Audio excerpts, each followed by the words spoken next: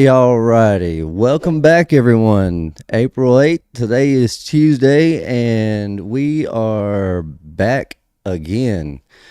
Welcome. Blessings, everyone. Blessings. Let's see. We have Greg Y in the house. I'm glad to see you here for a live. We have Mad Pax awake in and in the light. Let's see, we have Brother Trey and, of course, Wendy and Trish Clark. We have the wrenches in the house. All right, we have a full house picking up so far. Miss Cage Fighter is with us this evening, as well as Joyful One and Doctor Who, Maniel.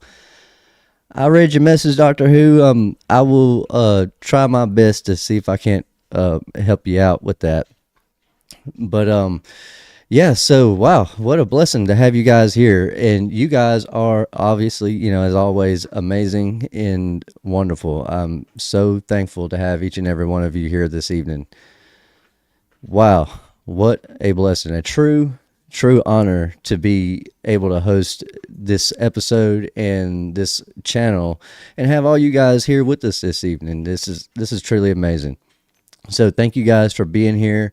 Absolutely, honk, and I hope you guys enjoy the episode. So if you guys are new to the channel and new to the series and episodes that we're working on right now, this is a Bible study, and yes, we are going over Jasher and a removed book or a non-canonized type of book. And what we're doing with Jasher is it's basically just Jasher is Genesis. It's the Old Testament. It is Genesis all the way up to the point of Joshua, Caleb, and then when they were trying to go into the promised land. And that's kind of where it just ends at that. It's just amazing how it's actually 91 chapters of this. It's a very long book, but it basically what it's doing is it's taking the story that we understand, the stories we understand from Genesis, and it's expounding on them. It's giving you more details of what really happened and what was really going on in the Old Testament. But that being said, I was just sitting here and I was wondering, I was just thinking,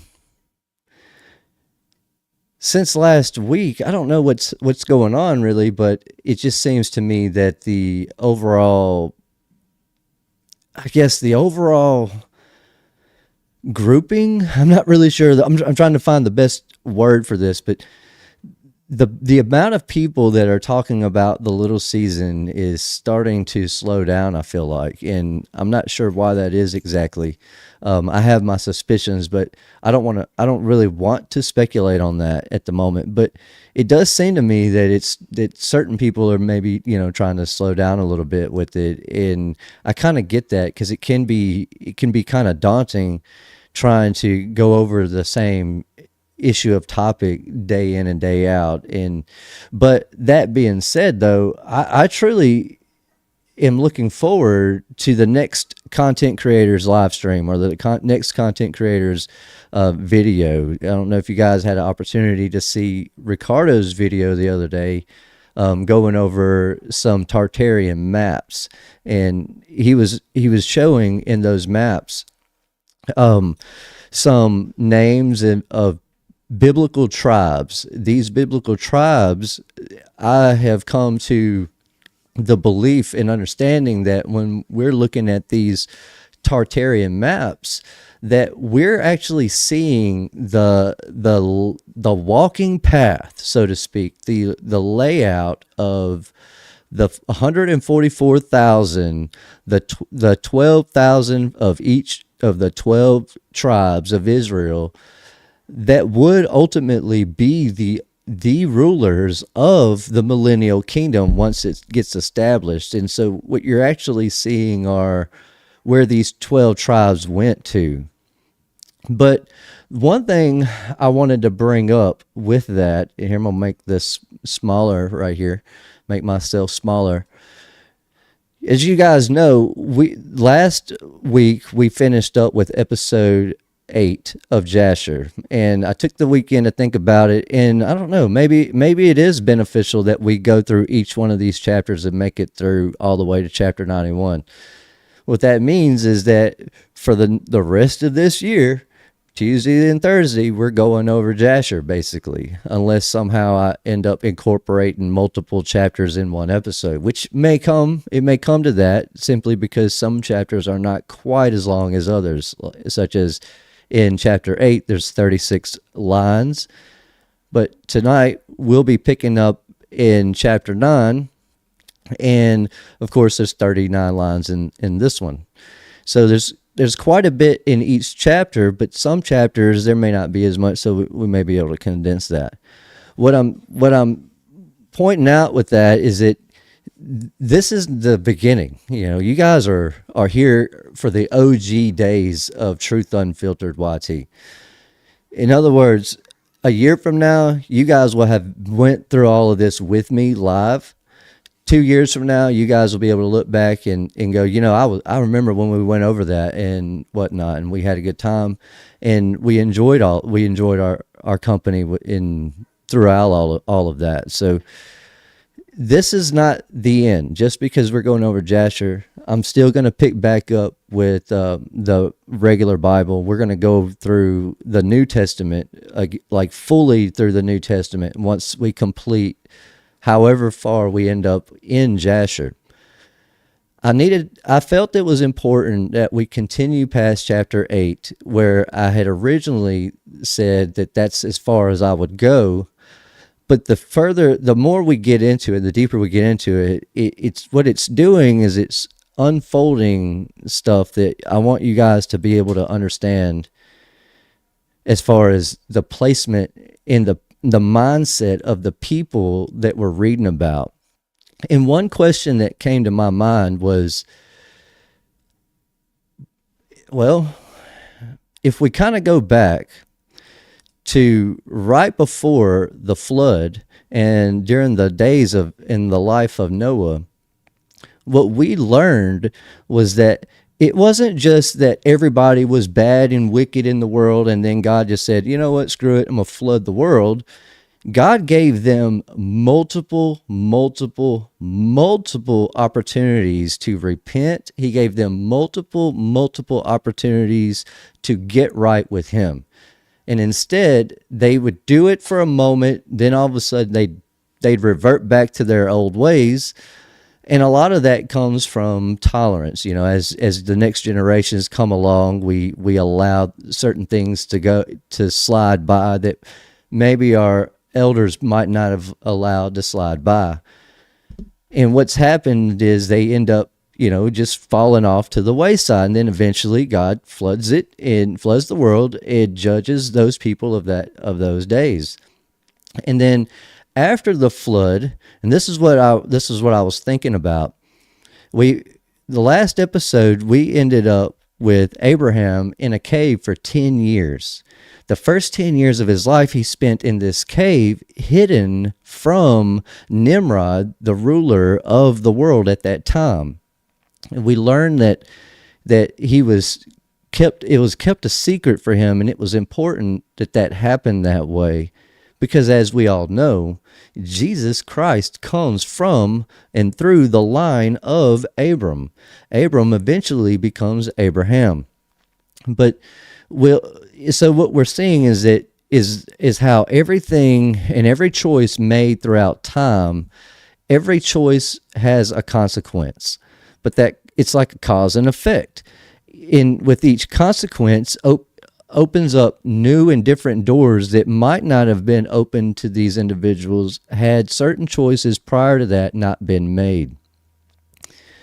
But before I go into that any further, I just wanted to talk for just a brief second and kind of go over some stuff with you guys.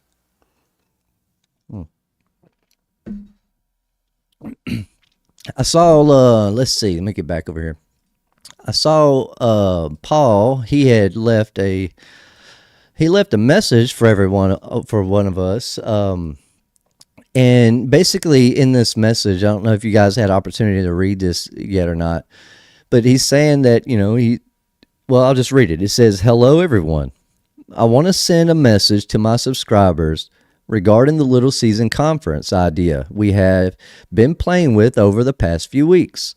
First, I would like to thank the many people who filled out the survey as requested, as that gave us a good idea of the desire for such an event. Unfortunately, we feel the scope and the time frame of the project were too ambitious, and the many factors required to make this happen are far more complicated than we initially thought they would be.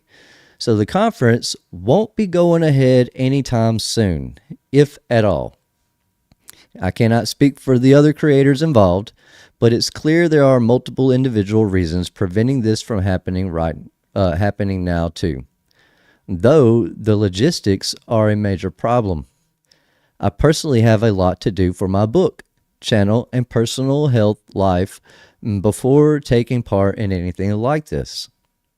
It is after much prayer and deliberation that I tell you this, and I do not say this lightly. I want to apologize for any excitement I initially generated and any subsequent disappointment I may have caused with this announcement. I was genuinely excited for this when it was first proposed to me, but as explained, time showed it wasn't meant to be. If there's anything we can take from this, it is obvious that many of you want to have true fellowship with other believers. So please take this as a sign that you can create your own smaller local meetups, and others will definitely come given the chance. Thanks for the support and God bless." And that's from Brother Paul. So I can understand where he's coming from. I totally get it. Like, I totally understand where he's coming from. First of all, many of us that watch this channel and watch Paul are in the United States. We do have a worldwide audience. We have people all over the world watching all of us and participating in this movement where we're trying to help uncover the truths that are hidden within society. And so I kind of get where he's coming from. Paul is in the UK, and right now with the tariffs and all the policy wars going on within politics, I get where he's coming from. It would be very difficult for him to even participate, let alone head this thing and get it going. So I get where he's coming from, and I want Paul to understand that we don't hold anything against him, or at least I don't. I hope that I'm speaking well enough when I say I speak for all of us when I say that. We don't hold that against him. We get it. However, it would be nice. I think we're all looking forward to the opportunity to spend time with one another. And I think about this daily. Last week, I had made a comment, and I had pointed out that the world had almost defeated me. Now, I want to be clear when I say this. My faith is so strong, I just refuse to back down from it. And what I mean by that is in Scripture, we know that we're told to endure, meaning that no matter how bad things get, we are meant to endure this time. Whether you want to be here or not, whether you're tired of the BS and you're ready to move on, endure it. Put up with it. That's what we're meant to do. But when I said the world had almost defeated me, I was to that point where if I were a suicidal person, I felt exactly like that. Like I was ready to just remove myself from the equation simply because it's just, I mean, I'm tired. I mean, I don't know if you guys truly understand when I say this, but I am exhausted when it comes to fighting the world in its systems, fighting against tyranny, fighting against the evils and the oppressions, fighting against all the liars and naysayers in this world. I am tired. I'm not new to the little season. I may not have called it that 10 years ago, but I'm not new to this. None of this is new for me. I've been fighting this fight as long as I've been an adult, as long as I can really remember when it comes to knowing and realizing, hey, something ain't right. You know, what people are saying doesn't seem right. And I've been fighting it. And I'm tired. And what ended up happening in my own life here, you know, just last week was essentially I'm dealing with the fallout or the last little bit of what I had went through prior to this little season revelation, as it's just kind of hit a bunch of us all of a sudden within the last year or so. And what I'm talking about is years ago when I was in the military, there were several factors that led to me leaving the military. It wasn't just any one particular reason, but it was a conglomerate of reasons. One reason being, I believe that a man's yeses should be yeses and his no's should be no's. And while at the time I wasn't as fully endowed with the understanding and knowledge of Scripture as I may be today, I believed that it was important to uphold the oath that I took. The problem was, towards the end of my time in the service, I was being forced to violate that very oath by people who we all today as citizens rely on them to do what's best for us. And I realized, well, we're not. We're not doing what's best for everyone else. We're serving something, but it's not the people of this country. And so I saw what I saw happening was our country establishing today. And I saw this over 10 years ago. Like, I knew this was coming. When Obama became president, I saw the gay movement not as a thing to liberate people from the oppression of society and their rules and laws, but I saw it as a way to remove us as far from God as we could possibly be. And I know you guys watch YouTube and see these reels and these shorts and these little videos. So I know that some of you have seen, like even the video recently that's going around of the lady praying, trying to say a prayer when she's given 4 minutes to speak at some type of a little meeting or something that they have going on, and everybody's just yelling and screaming, "No, go away. We don't want that." And they're trying to shut her up and whatnot. They don't want her to pray. And all I'm hearing are demons. When I see that, I hear demons just yelling and screaming and, going, "Stop that. We don't want that." And that's the state of the world we live in today. It is unreal how serious and how devastating the lies and deception have been to the constant state of mind for all people today.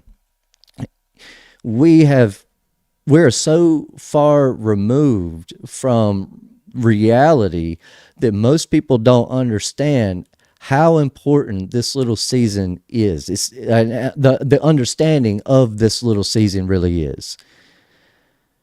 Whether or not people want to call it that or not is not important. We call it that because it helps us understand what we're talking about and what we're referring to. Others may not see it like that. And so I don't always use titles with it whenever I'm talking with people, but I do want to entertain this and say that in spite of what I was going through, my inner demons fighting them, trying to keep them away over the last several days and over the weekend, When Monday came, I ended up at a customer's house. And I know I'm not supposed to go to customers' houses and talk about the Bible or anything like that, but if someone asks me, I don't care where I'm at, I'm going to talk about it. I don't care if it's at somebody's wedding. And if someone wants to talk to me about Jesus or the Bible, we're fixing to sit down and talk about it. I don't care what happens to me in this world. I don't care how canceled I get. I don't care how many names people want to call me. None of that bothers me. None of that matters to me. I don't care about my career in losing that over this. I will choose God every time. But what I can tell you is that this individual was such a blessing. I was actually able to help them and with their problem, and what it is, they had a slab leak, and I was able to actually take care of that in the same day that I found the issue and get them back on track with things. But she started to talk to me towards the end when I was getting ready to wrap up and I was picking up all my tools, and she wanted to talk to me about the Bible. And what she did, she just mentioned, asked me where I went to church, and I said, well, I don't go to one around here. I don't know any churches around here that I would fit into, and of course that just made her curious. So and she says, well, what do you mean? And I'm like, well, I don't know how to talk about it without sounding crazy. She said, okay, well, just tell me.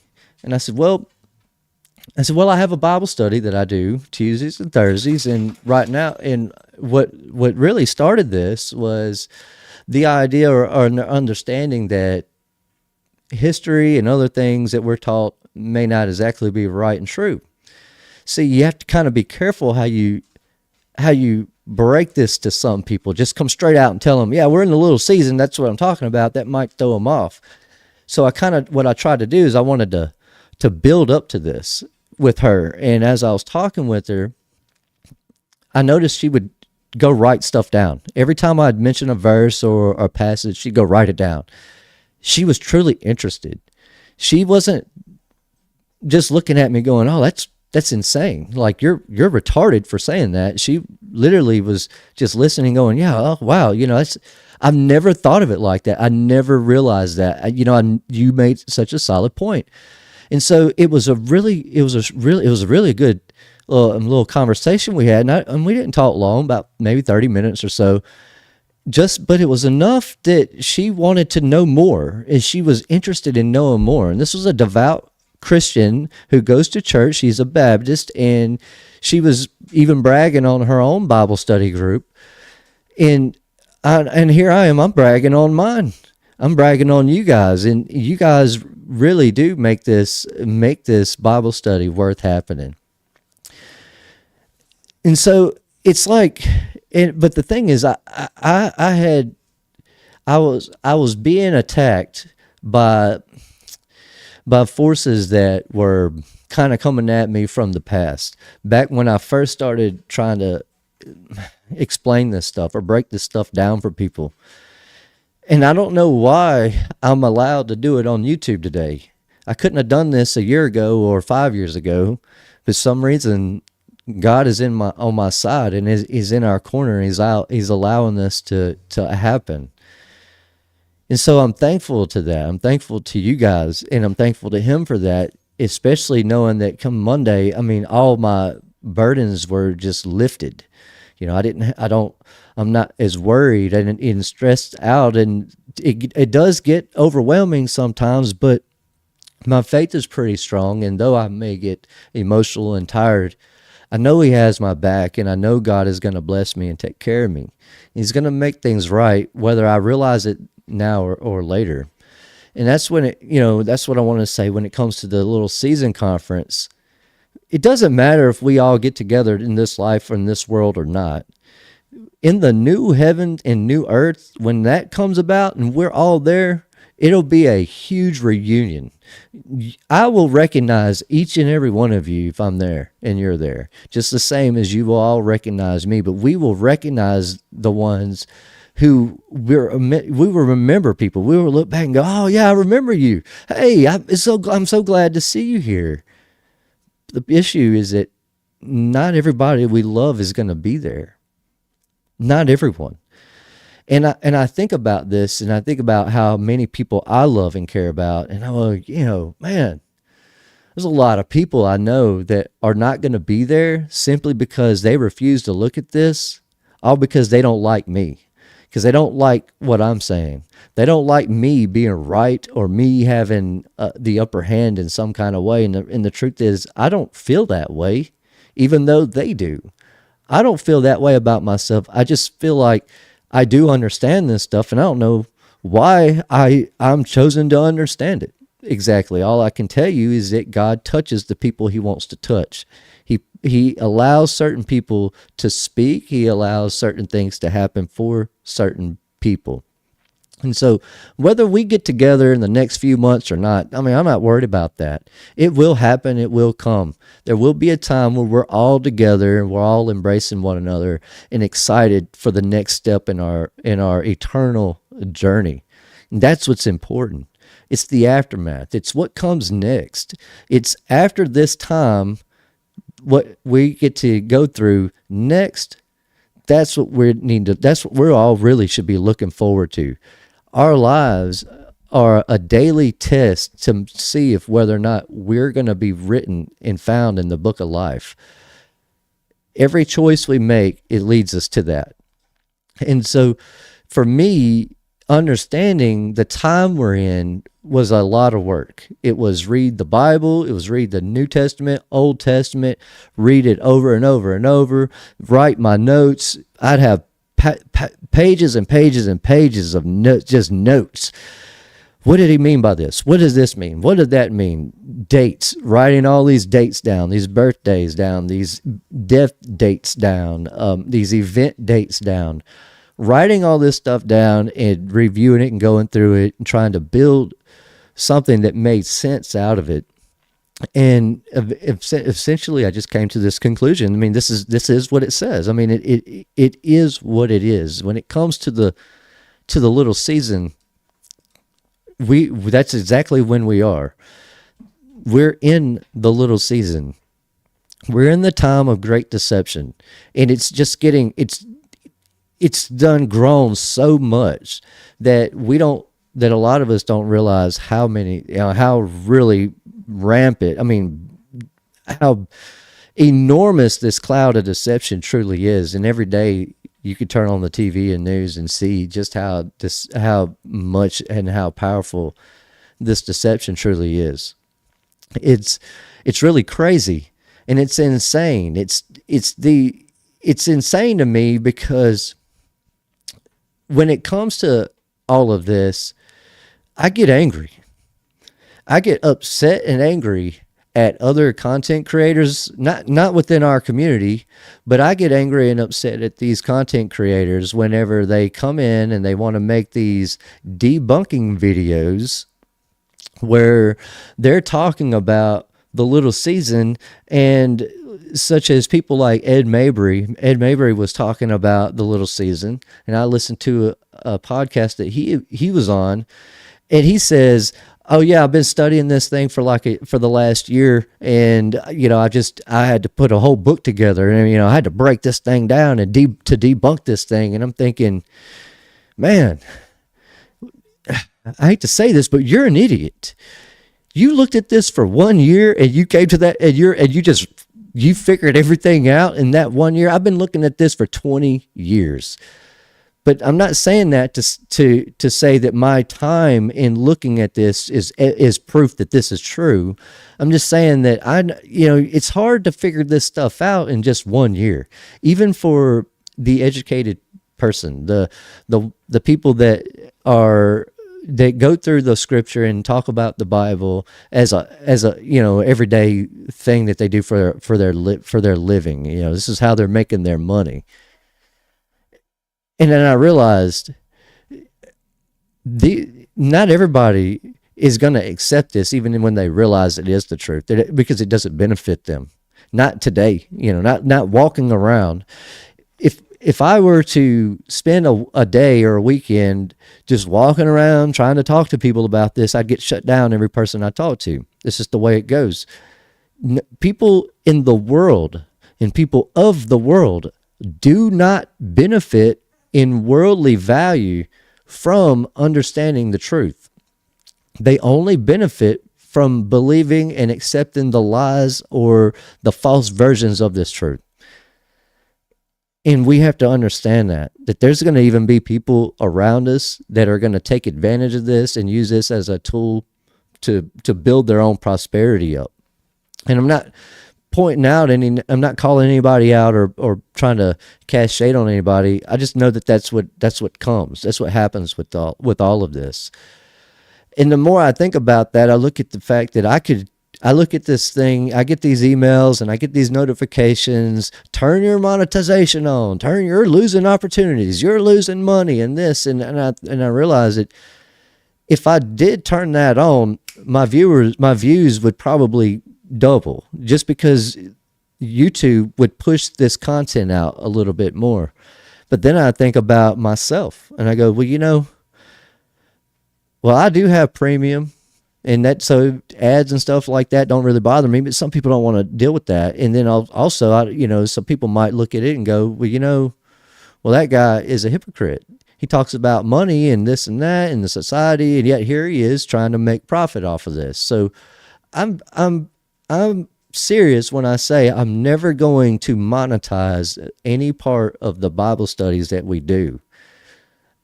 I'm not going to guarantee, though, or promise that I'm not going to ever monetize other videos that are outside of that, like speculation type videos or just conversations where I have with others.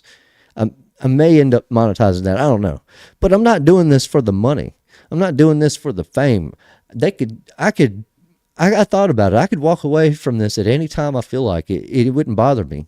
I would hate to do that because I enjoy spending time with you guys. I enjoy being here with you guys, but I'm not doing this for me. I never was. I didn't do this to become popular. I didn't do this to become JT's best friend or Paul's best friend or Jack's best friend or Colta Khan's best friend. I'm glad we are friends, but I didn't do this for that purpose, and I'm not doing this for me. I'm doing this for you and for everyone else that would be willing and that are seeking the truth. More importantly, I'm doing this for my own family, for my children and their children, because whether I'm here or not, if I'm not talking about this, and I don't see anyone else doing this, so it needs to be done. And I want my kids to be able to say, go and listen and go, oh yeah, that's Pop or Dad or Granddad or Grandpa or Pawpaw, whatever they call me, and watch this and learn and go, I remember when we were all deceived, and it was people like Trish Clark and Trey and Blitzcard and others that came along the way and helped wake people up. And so that I'm doing this because I'm called to do it. I'm being led to do this, whether I want to do it or not. I want the deceptions to be over.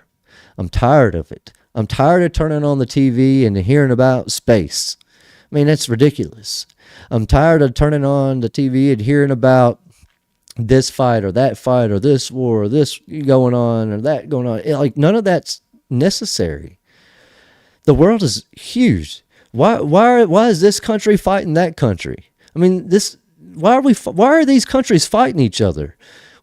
It's not like we're all separated, and whether I'm in America or China or England, it doesn't matter. We're all under the same umbrella of delusion and deception. And so none of us should be fighting anybody, but yet they are. They're constantly pushing false narratives, and they're trying to recreate biblical events to throw people off. There are people that really believe when these fights and these little wars take place, that's Bible. That's the Bible. I heard earlier that the Jews in Israel are, they're preparing for the Messiah. They really are. And that's crazy to me. It's crazy to me whenever I look at this and go, I'm just a dumb old 42-year-old fellow from Mississippi. How do I understand this? And they don't. And I realize some of them, they do. They understand. They understand. They don't want you to understand. And that's who we're up against. Not just the blues, not just the Trumps, not just the left, not just the right. We're up against every person in this world. Everybody out there is our enemy. Plain and simple. If they're not of Christ and they're not of the truth, they are your enemy. It doesn't mean that they have to remain as your enemy. I've met many enemies that I would now call my friend. People can change. They will, but not every one of them. There's 8.5 billion people in the world, I believe today, something to that effect. And that's this many, and we're this many. We are a thorn in the eye of Satan right now, and he is not happy. He is not loving that we are coming to realize, hey, Satan, you can't hide yourself anymore. You're being exposed. If we know that, we know Satan is being exposed, and he knows it too. So the more we talk about this, the more wild and crazy the world is going to get. If we don't talk about this, well, it'd be the same way as just saying, oh, well, let y'all just go ahead and destroy yourselves. But the more we talk about this and the more this gets exposed, the crazier the world is going to get. And I'm telling y'all that to tell you that no matter how hard life gets, no matter how depressing and how tired you get, endure it.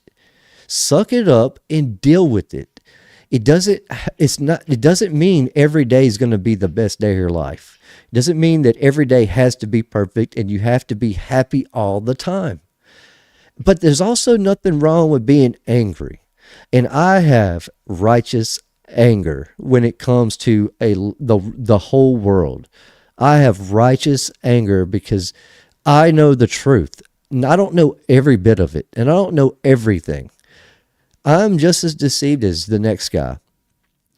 But I know enough to know BS when I hear it. I know that you can't be from my bloodline if you come from some other dude. It's just impossible. I mean, your kids could marry my kids, and then y'all could join my bloodline. But all I'm saying is that my son will never be the son of another man. It'll never happen like that. And I'm pointing that out and to explain something here. These people we're reading about in Jasher, after the flood, how many of these people are Israel? How many of these people, up to the point where Nimrod and Abraham are here, how many of these people are the 12 tribes of Israel? None of them. We haven't gotten to any of those people yet. In fact, they don't exist yet. And the reason I'm pointing that out is that we're going to learn a lot through this series that's going to make it to where it's going to be really hard to deny certain things. And what I mean is that who are we? Who are the rest of the dead? And who are the people that lived during the little season? That's us. But how do I know that? And how do I know that people don't know who they are? It's because up until a certain time in history, or especially biblical history, that there was a time where there were people that didn't know the truth. Before the flood, if you lived then, you had no excuse. There was zero excuses. It didn't matter. It doesn't matter what your reason was. There was absolutely no excuse to not know how to serve God and how to live in this world properly. That's why I know those people were judged. And that's why I know those people are not the rest of the dead. Their time is up. They've already experienced their moment. When it comes to the people of Jesus's day, we know that it says that they will be judged for all the innocent blood that they have spilled. But what about people that lived 1,000 years before that, and 100 and 500 years before that? What about these people who lived 3,500 years before Jesus, or 44,000 years before Jesus? When do they get judged? When is their earthly judgment? Is it Babel when Babylon falls? Is it Sodom and Gomorrah? Is it Nineveh? When do they get judged? Well, I've read a lot of this book, well, all of it, and I've read this whole book, but before I have ever read it online, I read it in paper form, but I've read this whole book too. And that doesn't happen. The people we're reading about right now, Nimrod, Terah, Abram, all of the Shemites, the Hamites, the Japhites, they're not judged yet. God is not that angry with these people yet, regardless that they're still not doing right. Clearly, they're still not doing right. He hasn't judged them yet. When I think about God, I think about the most perfect and fair being that could possibly exist. Way more fair than me. I wouldn't give half of these people even a portion of them an opportunity. They would just be people we read about. They wouldn't even have a chance. Just like today, I look at people when I'm riding down the road and I go, I would not give that dude a chance. I wouldn't, but I'm not God, and I'm not nearly as good as God. So I have to remind myself, well, God don't think like me. He doesn't think like you. Calm down. Those people may have it better than I have when it comes to it. I may not even be in the book of life, and some of these people may actually be there. So I have to remind myself that my ways are not God's ways. My thoughts are not God's thoughts. So it's important that I lean on Scripture and not on my own thoughts when it comes to a lot of this stuff. And as I read through Scripture, I'm trying to find where these people are judged, and there's none. They have not been judged yet. So what I'm basically pointing out is who we are these people we're reading about. In a way, not exactly Abraham. I'm not Abraham walking and talking. That yet we could all be in essence these people in some degree, or at least the remnants of them. In fact, we may even be a totally new group of people that has nothing to do with any of these people necessarily, other than we come from them.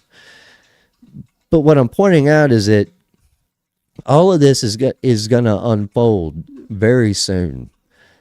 The wait for everybody to understand the time we're living in is almost over. There's not going to be much time beyond the time we're living in today, I don't believe, where we're just continuing on with life in the world just hunky-dory for the next however many years. Hold on one second. My dogs know I'm talking on here, so they decided that it's time to make a lot of noise.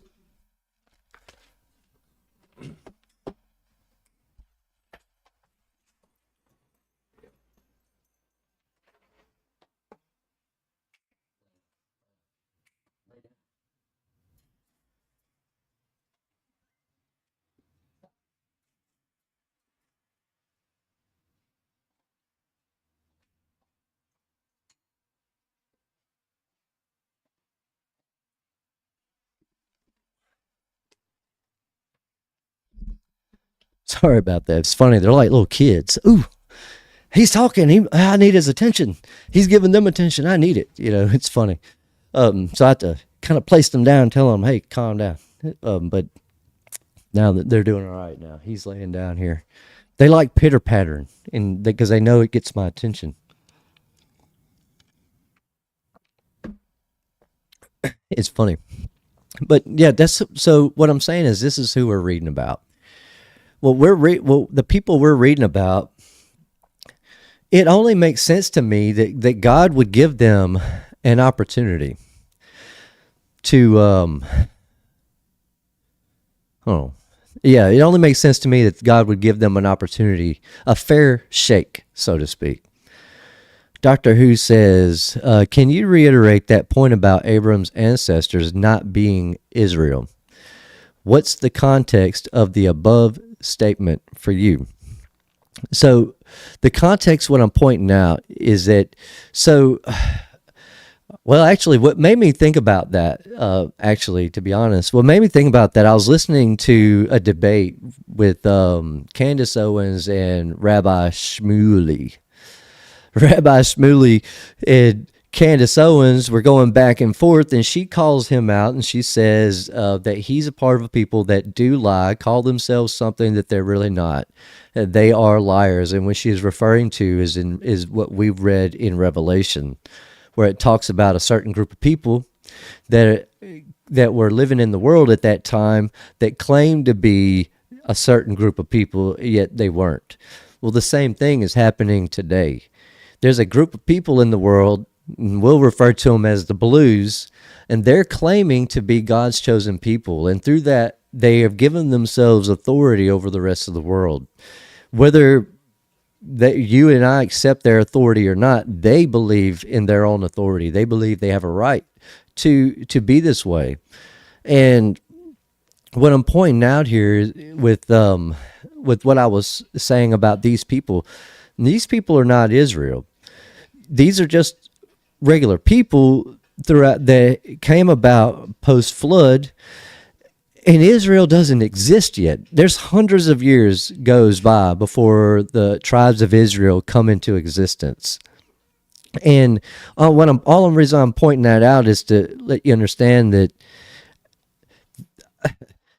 when it comes to the end of the millennial kingdom, when we start seeing these old pictures of these covered wagons and these amazing ornate cities, it's really odd. It's an odd placement when we see stuff like that. And what I'm saying is that I believe there was a time where there was hardly nobody on earth. I mean, there was either nobody or hardly nobody. It makes more sense to me to look at it and say there was nobody. In reference to the rapture, but there would have had to be somebody to deal with these people as they would come back to life in some form or another. And all I'm pointing out is that if God is going to judge those people before the flood, and then God's going to judge those people of Jesus' day for killing his only begotten son, what's the fairness in not judging all the people that never had known anything about Christ? What we're learning about these people in Abram's day is that Nimrod, the grandson of Ham, son of Cush, ends up ruling over the entire world. And he forces people to obey him and to serve him and to worship him. And a lot of people grow up with knowing nothing but that. They don't know anything about the flood. They don't know anything about the world before the flood. They don't know anything about Noah. They don't know anything about Shem. In fact, even if Noah were alive, there'd be people that possibly still that would have believed that Noah was a myth or a legend. And what I'm saying is that these people didn't know enough to be saved, no matter what their state of their life was. So when we look at God's judgment and look at his righteous judgment, what's fair is fair. Why does Satan get a chance to come back out anyways? Why not just get rid of him altogether? Because what's fair is fair. God basically cheated when he sent Jesus, for a lack of better explaining. He cheated. If you're looking at it from Satan's point of view, you would say, oh man, God cheated, because Satan didn't have that chance to glorify himself on earth. He's always had to rule basically in the shadows. Then you get Jesus. Jesus comes in, and it's like, well, God is here interfering and interacting with these people, showing these people who he truly is through his son, Jesus Christ. And seeing him is not believing, it's knowing. They didn't see him and go, yeah, I think I can believe in him now. They looked at it and go, well, there's no way to deny this. They see him, and it's almost like, what I'm saying is like, it's almost like an idiot. You'd be an idiot to not accept Christ had you seen him alive. Just like before the flood, you would have had to be an idiot to go against the teachings that God taught to Enoch that were taught to all the kings of the world in that day.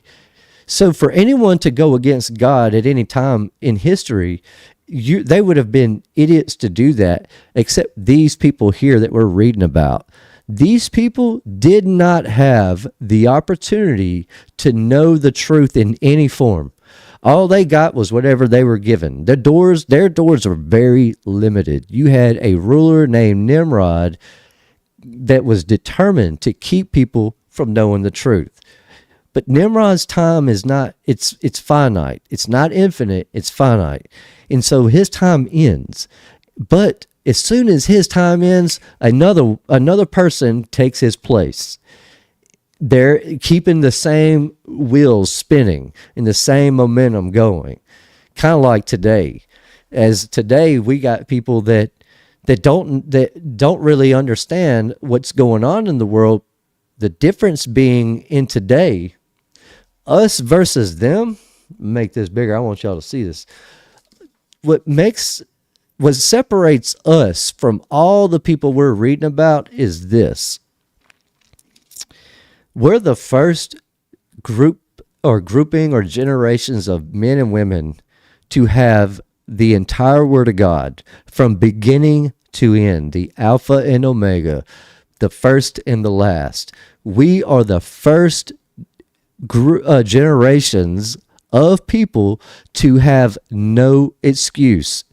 The only excuse that some people could possibly have that might seem valid is we don't see angels flying around, and we don't see these spiritual entities interacting within society. We see the effects of it, but we don't see it initially, so we don't get to see certain things. But we have all the knowledge. We have all the information we need to understand who Jesus Christ is. Our great-grandparents that died before us, and our grandparents for a lot of us that have already passed on before us, they knew Jesus. They understood who Jesus was. Whether they know that we're in the little season or not, that's irrelevant. Whether people know we're in the little season, it's not important. In what I'm saying is that when I was talking with that lady, I realized in that conversation, and I made this clear to her, that this isn't the end of the world knowing about this. Knowing about the little season doesn't make a hill of beans when it comes to God. He don't care if you know what time it is. What he cares is, do you understand who his son is? And do you understand that you need to be listening to his son and following his son and believing in his son? And as long as they were doing that, that's all that mattered. Not knowing everything is a blessing sometimes. In our day, today, you and me, we're on the tail end of this thing where our blessings are coming shorter and shorter in time because we are more aware of truth than a lot of people before us. We understand when we are. Knowing this stuff it applies a level of responsibility to you and me that we may not have had before. But now we do. Now it's here. And so it's important that we stick to what we understand and what we know. But not everybody needs to know that we're in the little season. They just need to know Jesus. And that's what's important. But these people, they didn't know Jesus and or God.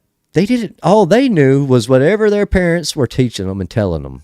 As we've seen, Terah was from the line of Shem, and even he was bowing to Nimrod and almost gave up his own son to let him be killed by him. And who would have done that? I wouldn't do that. I mean, you'd have to kill me. I'm not sacrificing my kid to nobody. Just period. I'm just not doing that. You'd have to kill me, take me out. Just like if they tried to force me to take a mark of the beast to buy and sell and trade, you might as well kill me because I'm not doing that. I'm not going against the word of God. I'm just, period. I'm not doing that. No matter how upset people get with me, no matter how angry they get with me, how put off from me they get. I sit here and I notice that if I post something on Facebook, it gets very little attention, and it's not because I'm not necessarily popular on there and all people don't know who I am. It's because a lot of people on Facebook are people that grew up with me, you know, my peers, people I went to school with, people I grew up in the church with, people I went to birthday parties with and played games with and sports with and school and all that other stuff. It's people I knew.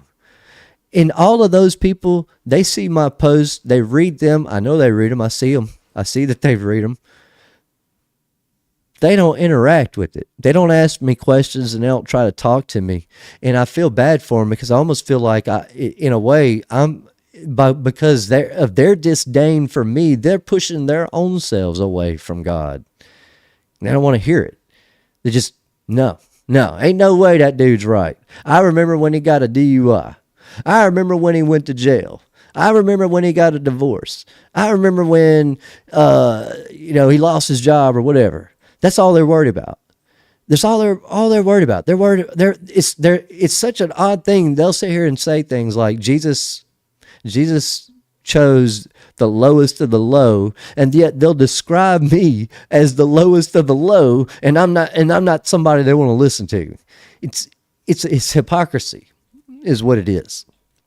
And I look at that and I'm like, man, I love you guys. I went to school with you guys. I don't know why y'all want to look at this. They don't want to look at it. This truth is not for everybody. It's not. What is for everybody is Jesus. And that's the one thing we all kind of share. The issue I have with it, and this is where a lot of my righteous anger comes from, is that a lot of people believe in a false Jesus. It tells us who goes to heaven, whose names, it tells us what type of people will be found in the book of life. The people that are not found in the book of life are liars, whoremongers, homosexuals, and these idolaters, people that worship themselves. And I don't care how angry and upset that makes people. If you have a huge church and a huge congregation and half of them are homosexuals, I don't care that makes you, that hurts your feelings for me to tell you that, because I'm not the one who said that. I didn't write those words. I didn't declare that. My God did. My Father in heaven declared that. And it's important that I obey him, not you or anyone else. I'm not trying to win awards and medals. I'm not trying to get a YouTube plaque. I'm not trying to get a recognition for any of this.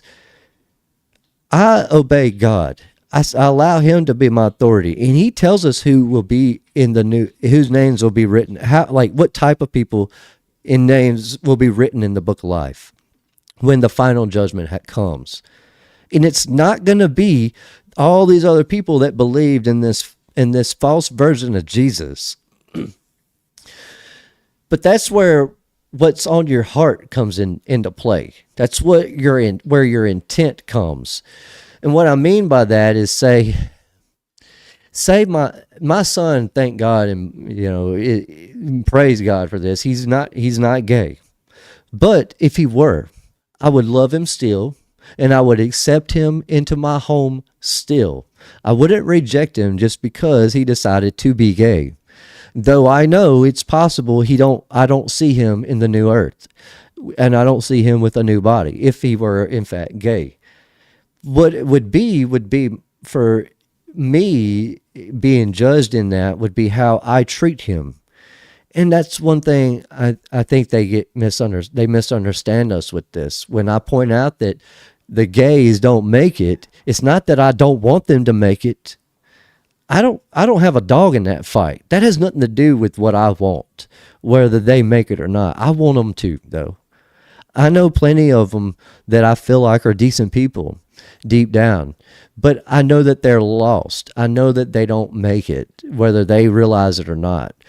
Exactly. I hate the sin, not the sinner.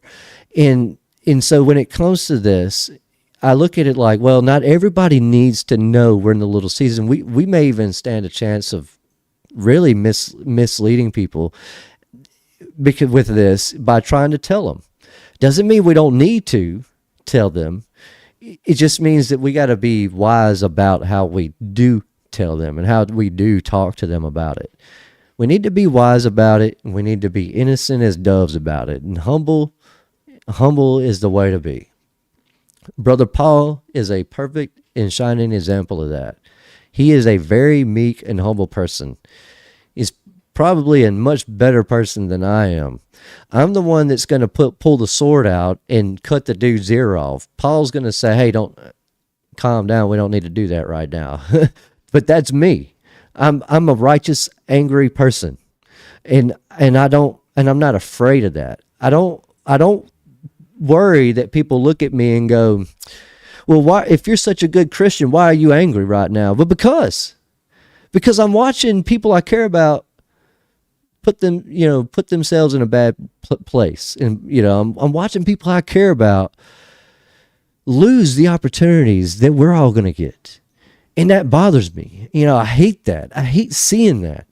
I hate seeing people every day make these bad, terrible choices because they don't understand the nature of their sin. They don't understand what really ends up happening, their consequences. And so I'm filled with righteous anger when it comes to stuff like that. When I turn on, I don't watch TV. I don't watch the news. I don't watch politics. What I will watch, though, are commentators like you and me, content creators who will go over the news and stuff. I like listening to that type every now and then. But even then, I'm still not just all in there with it. I look at it and go, well, that's terrible. But how do we fix it? How do we get it right? And, a lot of these people are so embedded into the system. They really believe that they can fix this system and get things right again or make things right within it. But it's never going to happen. The tariffs aren't a good idea for us, but not having them isn't a good idea either. With or without the tariffs, we're not on the winning side of that anyways. With tariffs comes higher cost of living. Take our taxes away, it's fine, but they'll just get that money from us another way. All I'm saying is that there's no way to really fix this world in the way it is. We can talk about the little season, and we can bring as many people to the truth as we can possibly do that, but there's no fixing this world. There's no reality where this earth that we stand on is the same earth that we live in the next world. When God recreates the world, this is not it. There is no new world in a roundabout way, metaphorically speaking. It's a literal new world is what we're going to have. That's why I know that these people aren't judged yet. These people would have been the people in those covered wagons, so to speak, coming into Dallas, Texas, looking at all these empty buildings going, oh, this is amazing. We're back and we don't have to worry about building houses because infrastructure's already developed. They left it behind. Jesus and his people left it behind. There was a rapture that took place. And I believe a lot of people, or the majority of the people, left at that time. And in fact, what I'm referring to, well, I'll go to that another time. What I'm referring to is the two in the field, one will be taken, one will be left. If you keep on reading through that, what you're going to see is it'll say something like, in a city where you got like 10,000 people, one is left. So all I'm pointing out is that at the end, during the rapture, you will have very few people but they would be scattered. And when I see these images, these black and white images that Paul and JT and other channels, like even my lunch break, he has a lot of good images. And what they're showing you are people that look out of place, and there's a reason they look out of place because they're not from that time period. They're just thrown into it, and we're the sons and daughters and grandsons and granddaughters of those people. We're the descendants of those people. Their judgment is going to come when our time, when our at the end, when this final judgment comes, just the same as when we're judged. That's when their judgment will take place. That's who we're seeing, and I picked that up from old maps, tracing out these 12 tribes and trying to figure out where they all went. I got into that looking for the lost tribes of Israel because I grew up hearing that. There's one tribe or two tribes, Benjamin and Judah, and they're the only tribes that we know of, but we don't know where the other ones are. They're lost. Well, they're not. They're not lost. Spiritually, mentally, they're lost. Physically, they're not lost. They're here. They're all of us. We are the descendants of those people. But not all of us. Some of us would be descendants of these people that we're reading about. But how can we be the descendants of these people unless they come back to life? And that's where you get your Gog and Magog from. When you hear people like that today talking about that, or they're from this line or that line, the powers that be, which are your rulers in high places, those people know a lot more about this stuff than you and me. We're figuring a lot of this stuff out, but don't fool yourselves in believing that this community knows more about this stuff than certain people within society. There are people that are that like make billionaires look broke in this world. There are people that'll make Elon Musk look like a homeless person in this world. There are people at that level right now. And a lot of those people, not all of them, but like in their families and in the upper ranks of it, they know a lot about these people, and they believe the things that I'm saying to you, whether you believe what I'm saying to you or not. Whether I'm right or wrong, these people believe that what I'm saying, the ones that run the world. Really, the ones that you'll never know their names. Those people believe that we are the descendants of these people. And I can tell you that with certainty because with saying as much as I can say without jeopardizing the life that I have now, I have met people that I probably shouldn't have met in this life. I've been all over the world. I've traveled to several countries. In fairness, I've been to 52 countries. I have literally been all over the world. I have placed myself in situations that most people only dream about, not because I just wanted to, just because I'm not afraid to open a door and walk through it.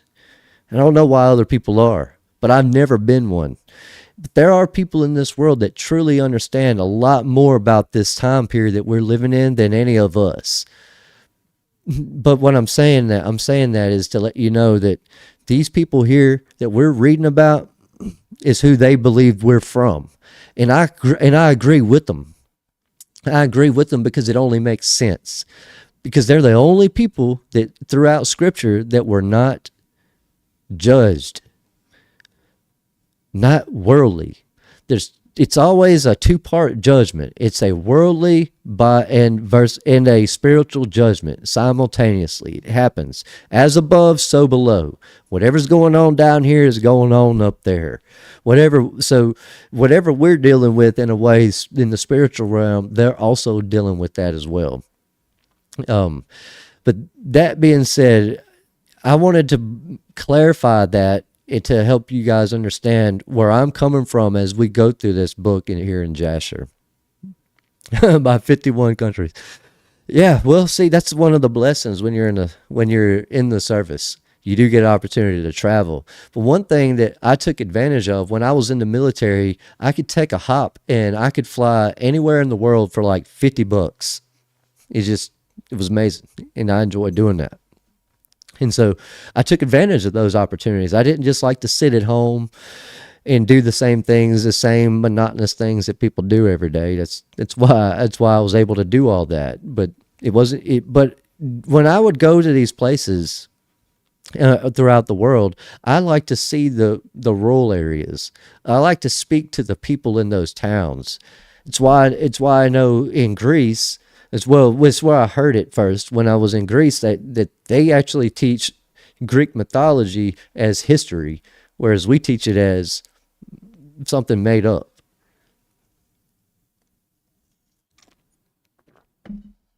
But it's little things like that, little revelations like that, that make me go, why do they get taught that and we don't? Why do they feel that, understand this and we don't? So I would read and learn and try to study. Well, maybe there is some truth in this, in the things that they say, and it is. There are truths in it. A lot of these people, though, that they believed to be gods were not gods. They were just simply angels, or they were the descendants of angels, angel-human hybrids. We call them the Nephilim. That's who they worship. And they continue to worship these people today. Their spirit lives through the idea of those false histories and those false tales that they like to tell one another. They like to keep all those stories alive, but they don't want to talk about the 137 kings that were taught by Enoch. They don't want to talk about the thousands of men that followed him, begged him to stay, take me with you. They don't glorify that, just same as they don't glorify Christ in our God today. They like to, but anyhow, what I'm saying is that there are people in this world that know way more than any of us. And I've had opportunities to talk to people and learn from them. They were the ones that would tell me, you should read this book. And I'm going, well, what? Why would I read that?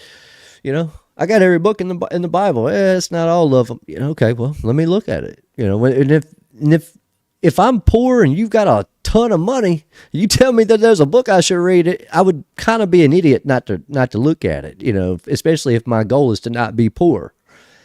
And at the time, that's what I was. I'm still poor. But during those days when I was in my moving around, journeying, traveling around the world and stuff, I didn't want to be poor. I wanted to be wealthy. I wanted to have prosperity. But the only way I knew to make money and learn how to make money is to learn from the people that do it every day. Problem is, you meet these people that make this money and you learn from them, then you'll learn that there's always somebody that knows more than the guy you're talking to. And I like to find that guy. Who knows more than that guy? Who knows more than me? I made this channel when I couldn't find anyone else to tell me any more about this book. That's what, is part of the many reasons that led me to making this channel. Doesn't mean that I know everything in it and that I'm all absolutely right. I'm just saying that as far as I know, around me today, there's not many people that can tell me what this book says anymore, especially these pastors and these preachers. Love them, but they're not right either. They don't understand that they're not right. Welcome, Val. Tardy. I can't believe it. Golly, y'all are letting me down. No, I'm just kidding. Thanks for being here, though. Appreciate you guys being here. Let me catch back up with chat, and then we will proceed with line 1, chapter 9. All right, we have a full house. Goodness gracious, what a blessing. So, wow, you guys really are amazing. Actually, the 1560 Geneva Bible is Middle English. Old English is so completely different that we would not be able to understand it. You're right. That's actually right, Jenny. It's a different form of English than what we speak today. It is hard to read. It's why I relate it to like someone reading with a lisp. It's hard to understand what they're saying sometimes when they're trying to read. So yeah, it can be kind of difficult. So we have definitely got a full house for sure. All right, catch up. Dr. Who says, Joshua 1:9 states, "Have I not commanded you? Be strong and courageous. Do not be frightened and do not be dismayed, for the Lord your God is with you wherever you go." Absolutely. And I believe that was when he was talking about, when he was trying to lead them into battle, I believe. And that a lot of people were nervous and whatnot. Amazing. Don't know how to shut up. Good luck catching up. Yeah. Well, I don't think I'm supposed to. I don't know if you're talking to me or not, but I don't think I'm supposed to shut up if I'm, doing the podcast. It'd be kind of boring watching a guy sit here in silence, I believe. Let's see, Ron, Brother Ron. By the way, I appreciate the emails, Brother Ron, and I love reading those. Brother Ron sent me a nice thing. I'm gonna share that with you guys as well. Brother Ron sent me a thing. It's all the little side notes that you find in the Geneva Bible, and I believe that there's a lot of righteousness and truth in those side notes too, and so it's worth looking at. Ephesians 4:26 though is what he says: "Be angry, and sin not. Let not the sun go down upon your wrath." Exactly. That don't mean go just start beating up people. That's not what I say. What I'm saying when I say I have righteous anger. That's absolutely right, Brother Ron. That's a perfect. See, that's what I love about chat. If I'm talking about scripture and I'm talking about a certain area, I don't have to remember the exact line. You guys a lot of times will go ahead and post that or post something that kind of relates to what I'm talking about.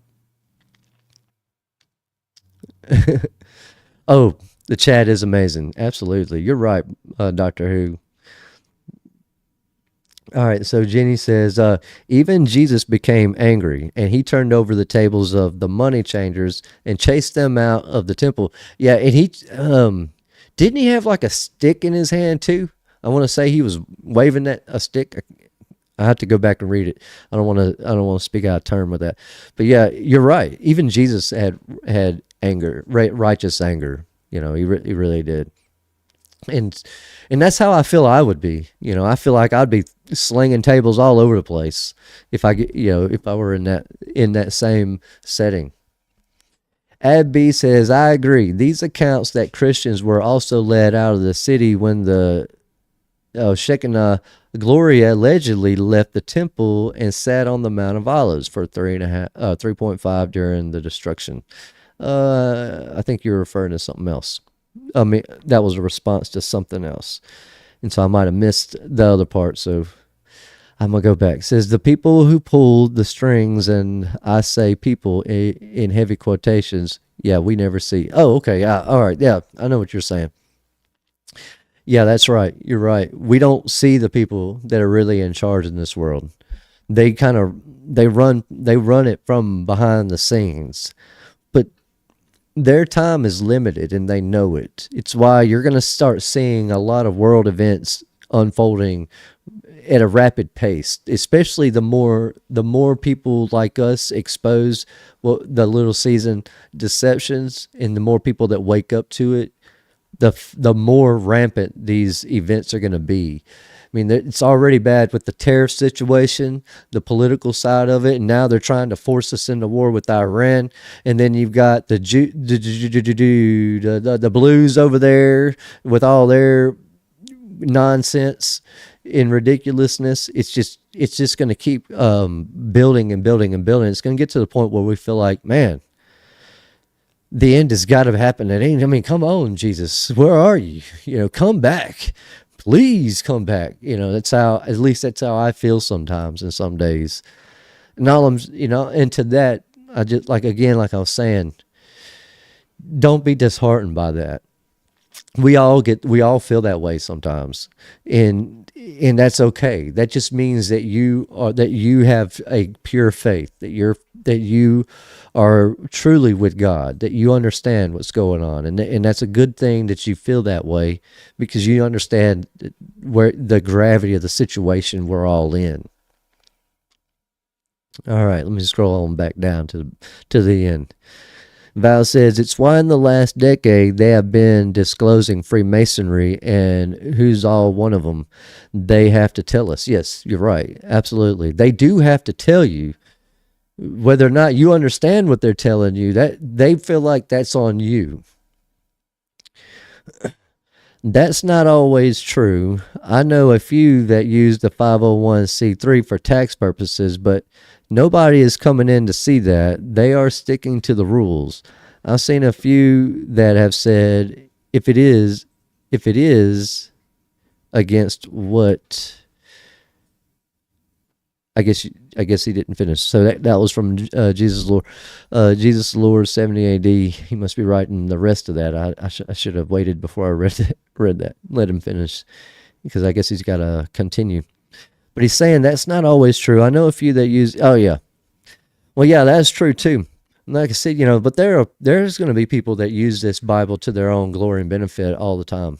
And that's happened all for the last several hundred years. It's been happening. It's why you have the Schofield Bible. It's why you have all these different doctrines. All these doctrines exist because someone originally benefited from it. You wouldn't change anything in Scripture unless there was a way for you to be glorified in it. I mean, otherwise, what would be the purpose of doing that? It says, those may be the ones, add B, yes, with all of the tribes of the Bible and what territory they occupied, also seems to collaborate dates of major biblical events. We need them. What are you talking about? Add B.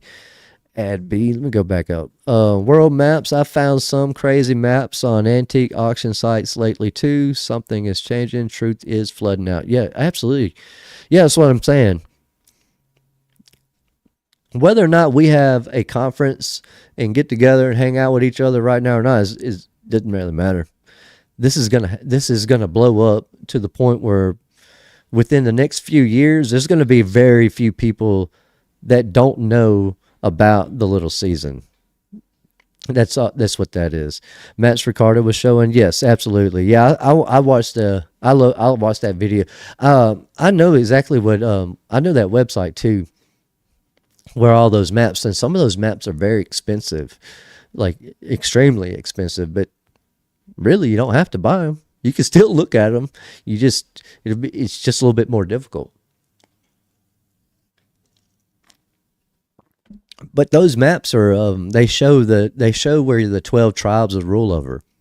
But you'll see other names in there that aren't of those 12 tribes, but they are sorta, or they're the descendants of the people that were not necessarily in the tribes but accepted Jesus. As we know, even some of the Gentiles became Christian and accepted the word, and they accepted Christ. So that's why you'll see names like Canaan in every now and then. So I was pointing that out in Ricardo's video. I said, "Oh, I see Canaan," and he's not a Jew or an Israelite in any kind of way, Canaan, but there would have been people that had that name that accepted Jesus and were beheaded for their love for Jesus when all of that was taking place. All right, so I rambled on way too much. Let me get back to this. In chapter 9, line 1, this is after the 10 days that Abram was in the cave. And Haran, the son of Terah, Abram's oldest brother, took a wife in those days. Haran was 39 years old when he took her, and the wife of Haran conceived and bare a son, and he called his name Lot. This is Abram's nephew is who this is. And she conceived again and bare a daughter, and she called her name Milcah.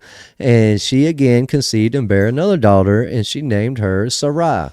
And these daughters are mentioned here for a purpose, and most of us know this story already. It's kind of sick how it happens.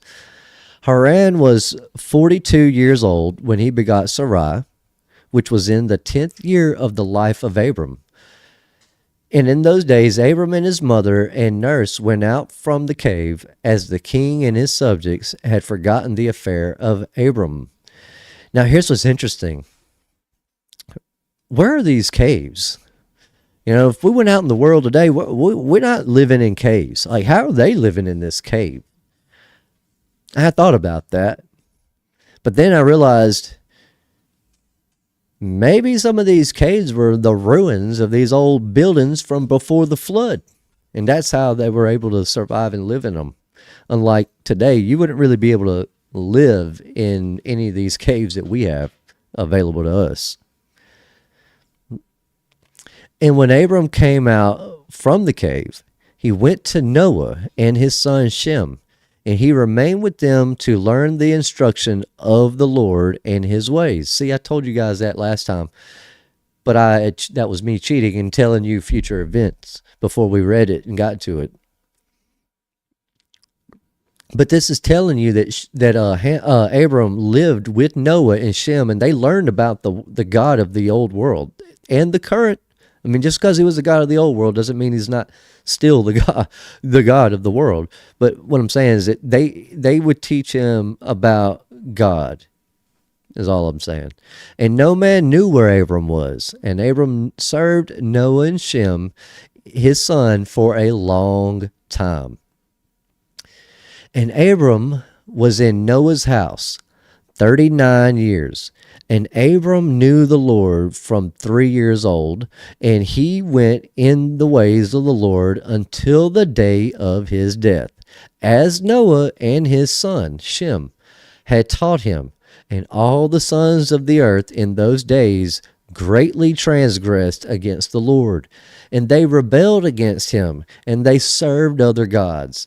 And they forgot the Lord who had created them in the earth, and the inhabitants of the earth made unto themselves at that time. Every man his God, gods of wood and stone, which would neither speak, hear, nor deliver, and the sons of men served them, and they became their gods. And the king and all his servants and Terah with all his household were then first of those that served God, the gods of wood and stone. It's interesting how that happens. Terah is from the line of Shem and the father of Abram, and he was among the first to initiate this. He helped establish this. Why would he do that, though? I wondered why he would do that. Well, he has to benefit from it. Why else would you do that? Why else would you invent anything like this unless you could gain from it, benefit from it in some way? And Terah had 12 gods of large size, made of wood and stone, after the 12 months of the year, and he served each one monthly, and every month Terah would bring his meat offering and drink offerings to his gods. Thus did Terah all the days. In other words, that's all he did. I mean, he loved these gods. But he was making a killing doing this. And Abram, the son of Terah, was waxing great in those days in the house of Noah, and no man knew it, and the Lord was with him. Abram, the son of Terah, was waxing great in those days.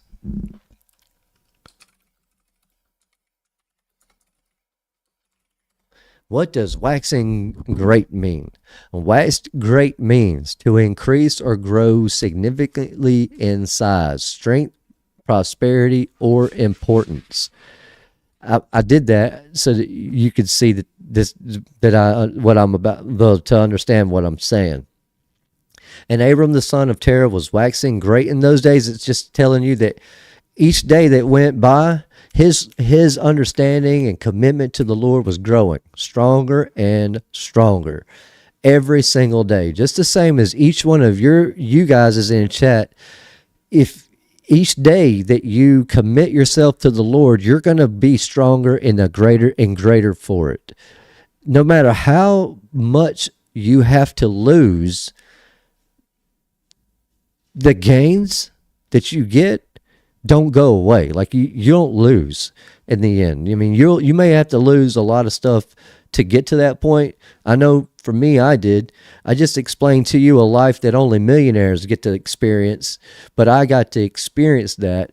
But I had to lose those opportunities, and I had to lose those friends and those acquaintances, and I had to lose all the worldly gains that I got through my wicked ways, because even though I may have understood a lot, I still wasn't exactly sure what it was real and what wasn't, and what I needed to stand my ground on or whatnot. All I'm saying is that I had to lose literally everything, my freedom even. I have nothing that I had 5 years ago. except a few little things that my brother was able to save for me. But I had to start all over. I had to lose everything. And boy, I can tell you at the time, I didn't think it was great. I mean, I was stressed to the max. I mean, I'm bald now, but I look back on it and I think, man, what was I thinking? It really isn't that bad. At least it shouldn't have been. But I had to lose a lot. And I'm not saying that all of you got to literally go be homeless and lose everything that you have, but you may lose things that you have value to, but that's not the end of the world. There's a reason for that. There's a reason you don't need that, or the reason that's going to be taken away, whether you understand that reason at that moment or not. But it will be revealed to you. All I'm saying is that I'm just telling you that to let you know not to lose faith and hope. If a man has ever desired to, or had a reason to remove himself from this world, I have had that reason thrown upon me more times than you can count. I mean, I've had times where I've sat there and thought that this is what God wanted me to do, to take myself out. But I stay in it because I go, well, it doesn't say that. What it does say, it says to endure. And so I stick by that. And that's what keeps me going. Understanding that my blessings and my rewards are not of this world. My blessings and rewards are growing in number every single day, and they're gonna be waiting for me in that new world. And I'm not expecting any of that. It's just the way it is.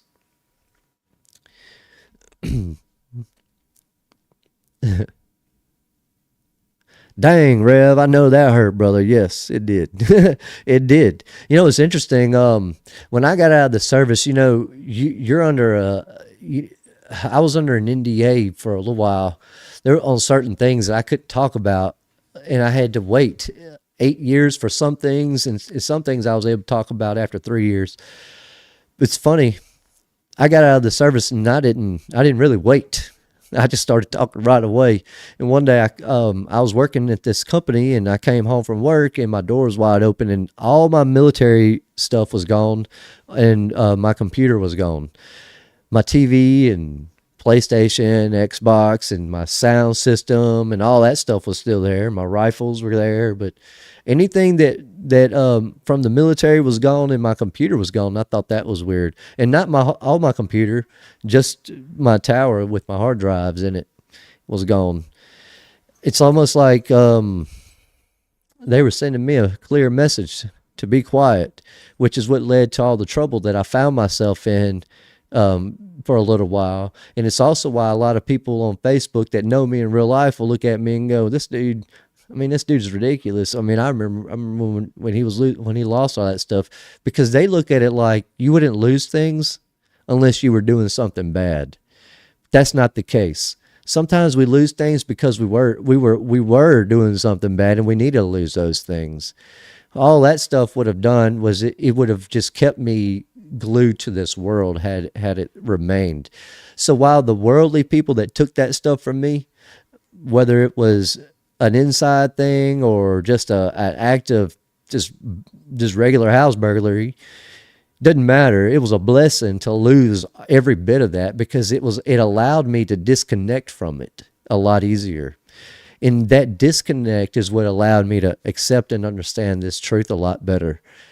All I'm saying is that sometimes the things we lose isn't always the worst thing. Sometimes it's a blessing in disguise.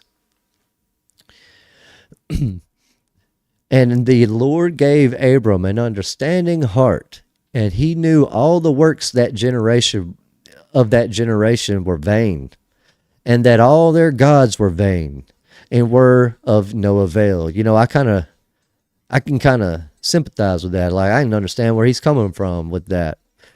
And the Lord gave Abram an understanding heart, and he knew all the works of that generation were in vain. That's kind of how I see the people in all these churches on Sundays, when they're going, I look at that as, it's just works of vanity. They'll set up these little, somebody else on Facebook was talking about setting up some type of, like a charity event or something, and I'm just looking at it, it's like, man, that sounds nice and all, but their works are in vain. That's how I feel about it. So I kind of feel where he's coming from here. And Abram saw the sun shining upon the earth, and Abram said unto himself, surely now this sun that shines upon the earth is God, and him will I serve. What this is telling you is that while he understands a lot, and God has given him these understandings, Abram is still searching for God. He's still searching for the truth. He sees the sun shining upon the earth, and he says to himself, man, that's got to be God. It's shining, it's lighting up the whole earth. And Abram served the sun in that day, just that one day though, and he prayed to it. And when the evening came, the sun set as usual. And Abram said to himself, surely this can't be God. And Abram still continued to speak with himself, who is he who made the heavens and the earth? Who created upon the earth? Where is he? You see, this wouldn't have taken place during Noah's day. If you had asked to see God, he'd have come to you. But the problem is they weren't. And the night darkened over him, and he lifted up his eyes toward the west, north, south, and east, and he saw that the sun had vanished from the earth, and the day became dark. And Abram saw the stars and the moon before him, and he said, surely this is the God who created the whole earth, as well as man. And behold, these, his servants, are gods around him. That's the stars. He's looking at the moon. That must be God, and these stars must be his servants. And Abram served the moon and prayed to it all night long. And in the morning, when it was light and the sun had shone upon the earth as usual, Abram saw all these things that the Lord God had made upon the earth. And Abram said unto himself, surely these are not gods that made the earth and all mankind, but these are the servants of God. And Abram remained in the house of Noah, and there knew the Lord and his ways.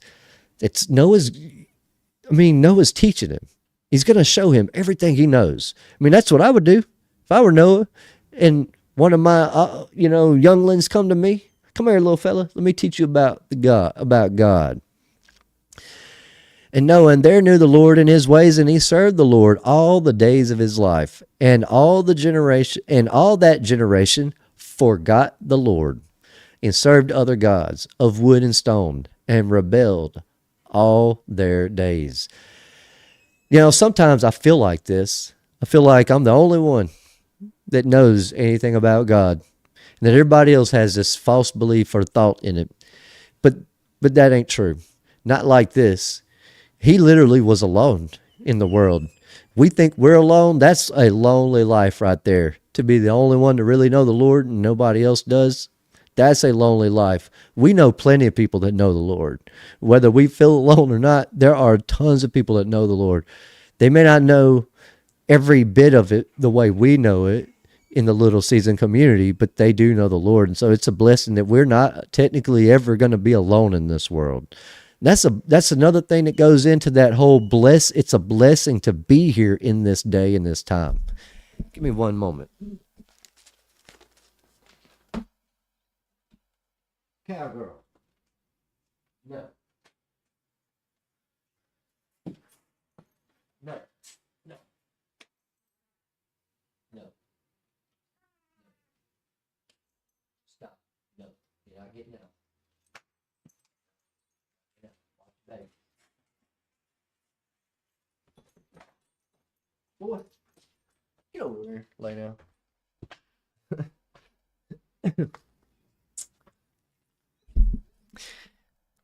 Mama girl will lay on her puppies sometimes, don't realize she's hurting them. Have to get her to move. Where was I? Let's see. Yeah. So all I'm saying is that that would have been a lonely existence for Abraham. So I can kind of relate to that. bring a puppy with me, I will. Actually, I will make sure to do that. Actually, I'll do that now before I forget. Because if I don't do it now, I'll just forget. I'm gonna go ahead and show you guys another puppy, and you guys can see how big they're getting, and they are growing. They're like little piglets.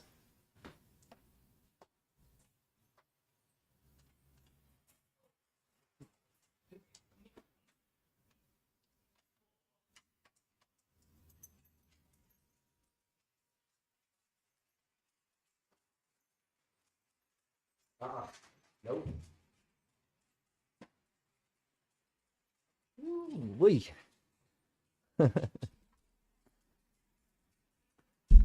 By the way, in May, I'm gonna be going to San Antonio, and I'm gonna actually take the longest way there. I'm gonna stop off in Houston, make my way through Dallas, and then I'm gonna drop all the way down into San Antonio. So, um, anybody that's on the way, if you want one of these big boys, these are the two that you haven't seen. So this one here is pretty neat. Look, his eyes are opening. Little blue eyes. Actually, you guys, there it goes. This one here, I like him. He has this little mask on his face. You see that? That's pretty wild. It's a beautiful marking that he's got going on here. You know he's going to look so good as he gets bigger. He really is.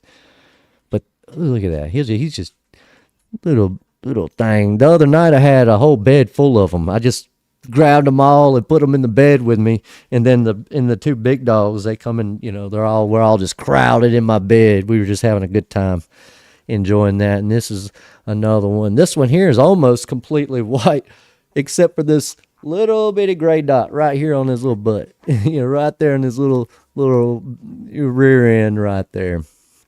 Oh yeah, panda eyes. That's right. Yeah, he has panda eyes. Actually, this would be a good gift. This would be a good gift right here. This one right here would be a good gift for Ceiling Fan Man.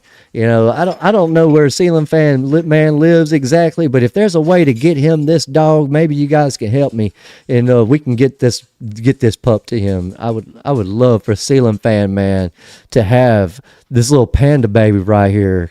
He have his own little panda. It would be amazing. So if you guys can help me get in touch with it, get with him, I'm sure he'll see this. If not, I'll send him a text or something. But I would love for him to have this puppy. This would be amazing. It would be an amazing thing for him to have. Look at that. That is Ceiling Fan Man right there all day long. They are bullies. They are American bullies, otherwise known as Amstaffs or American Stafford Terrier. And I have been breeding this same line, or from the same bloodline. I've been breeding them. I'm 42 years old, and I got my first female. I was 19. Yeah, I was 19 or 20, somewhere around that. And my female now, Miss Callie, Miss Callie is I've had her 8 years now. Going back, that that's a long line. I've had a long line of them. She comes from the same group of people that we've been breeding them with, but where I grew up from, same people, same bloodline. So yeah, they're a good dog. They're a good breed. They when it comes to the street names and stuff, you got Razor's Edge and Gotti is what you have right here. Razor Edge and Gotti. But the thing I love about my line so much is that you guys have already witnessed this. You don't really hear them a whole lot. I mean, every now and then you'll hear them over there. You'll hear these dogs. Sometimes you'll hear them. Yes, absolutely. So my first one was a weight pulling dog. I paid 5,000 for him, for my weight pulling dog, and I had him for almost a year, and someone just dog napped him. All right, let me put them back for she has a anxiety attack. Mama girl is wanting her dog back.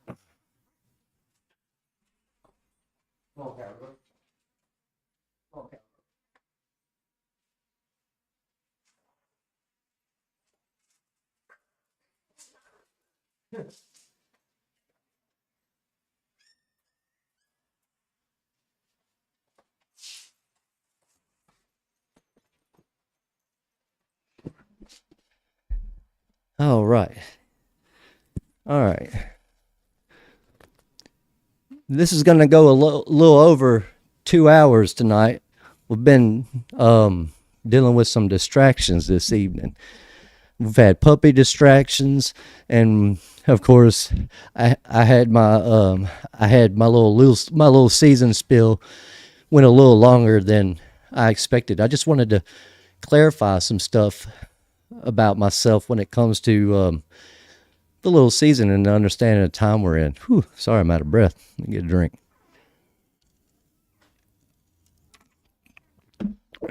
Yeah, I set him out. I let him go out back to use the bathroom.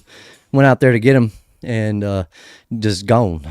But back years ago, dog fighting was like big. It was a popular thing. A lot of people are doing it. Of course, they're not doing it as much anymore, which is a blessing.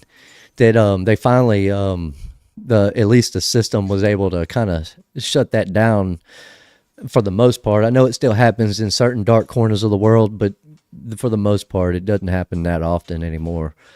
As far as dogs go, though, these are I've seen all kinds of dogs, German Shepherds, Dalmatians, or whatever. I don't know, but these dogs here, in my opinion, are the best. They're the best.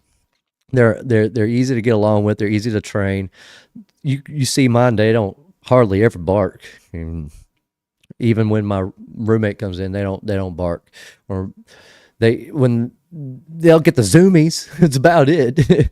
But they just don't bark unless it's important. They need you to know, hey, something's going on.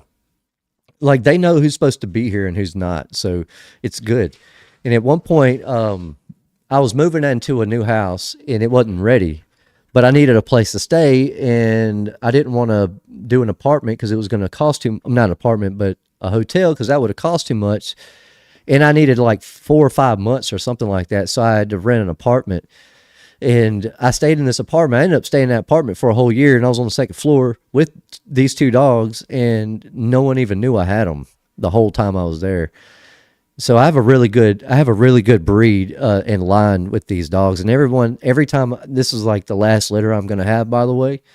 I hope or plan on it being the last, but any other litter I've had before this, and she hadn't had like just, I'm not just breeding them all the time. She would have a litter about every 2 years, and whenever they would do that, though, anyone that would ever have one that has ever gotten a puppy of mine, everybody always says the same thing. Their dog is really quiet and really calm and well mannered, and it's just the way. It's just something to do with this particular line. I don't know why. They're just really good dogs. But yeah, I think that one with the panda eyes, I think that one would be a good dog for a ceiling fan, man. So you guys need to make sure he knows it, that he needs to get on board with that and let me give him this dog. I may have to meet one of y'all, and then y'all carry it a little ways, and then to meet the next guy and carry it a little ways till we finally get the dog over there to him. But I think we can make it happen, especially if we all work together on it. I think we could definitely make that happen. All right, so back on track where we were. As you can see, they were rebelling, and they were already rebelling, and they had forgotten the Lord. But why would they have forgotten? Well, they forget because their parents didn't tell them. Why aren't their parents telling them?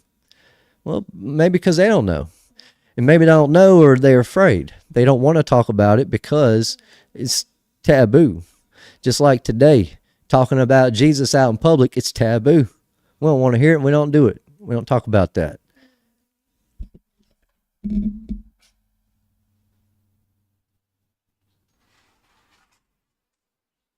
All right, that's enough. All right. So when I start talking on here, it's funny. I'm here by myself, so they think I'm just talking to myself. They don't realize I'm actually talking to people. And so every time I talk, they're looking at me like, "Are you talking to me? Are you talking to me?" And I'm having to let them know, I'm not talking to you. I'm talking to my chat community. All right. But they just weren't being taught. They weren't being taught, and the king Nimrod reigns because the king Nimrod reigned securely, and all the earth was under his control, and all the earth was of one tongue and words of union. You know that moon map that we go over? Fill all that blue in with green and then break it up a little bit, but not quite like it is today. But all of that land masses, even on the outside of the ice wall and all of that, there was no ice wall back then. At least in the way I understand it, I don't believe there was an ice wall in this time. I believe they had access to literally the entire world, even outside what we have an ice wall. They didn't have one at that time. But yeah, I believe they had access to this whole world. That's why I know that people are full of it when they say, "Oh, we think we found this place or that place." No, you don't. No, you didn't. I mean, unless you're telling me you went outside the ice wall and you explored all of that land that all 7 of our little continents could fit inside many times into that other bit of land that's out there. There's that much land that's out there. a puppy podcast. You know what? That's a good idea. That's a good idea. Jesus is Lord, 70 AD. Not to set something up and do something like that. Have it like an all-day live stream going. All right, yeah, it's a good idea. But he was reigning securely over the whole earth. What this means is that you would not have defied him. Not because you initially or by yourself alone were afraid to defy him, but because people are watching. If your neighbor saw you doing something that went up against Nimrod, don't think that they wouldn't have tattletaled. You think we have Karens that are terrible today? Our Karens have nothing on these Jasher Karens. These Nimrod Karens were top tier Karens. They were tattletelling every chance they get. All right. Why do you think they had access? Why do you think they had access? Very interesting. Why do you think they had access? The upset truther, could you elaborate on that question? I think I know what you're asking, but I want you to, if you don't mind, elaborate what you're referring to. Your dog would totally subscribe. Yeah. So I have those 12-hour dog channels on YouTube. That's what I play for my dogs whenever I leave and go to work.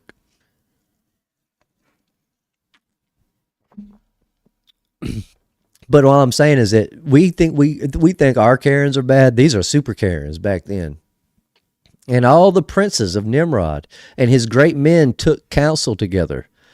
Phut, Mizraim, Cush, and Canaan with their families. These are the top tier, the top echelon of the Hamites.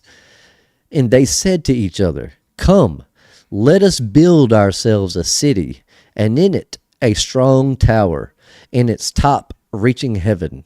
And we will make ourselves famed, so that we may reign upon the whole world, in order that the evil of our enemies may cease from us, that we may reign mightily over them, that we may not become scattered over the earth on account of their wars." Spoiled brats, absolutely. Yep, that's right, Trish. But we spoil our fur babies. But what you're reading here is what it's going to refer. It's going to refer back to this line 29 as we continue on. It's going to refer back to this when it explains why God wanted to destroy the world. I mean, not destroy it, but destroy the tower. Hold on, she wants out. That's what she's wanting. Sorry, guys. I am super distracted with them, but that's not my fault.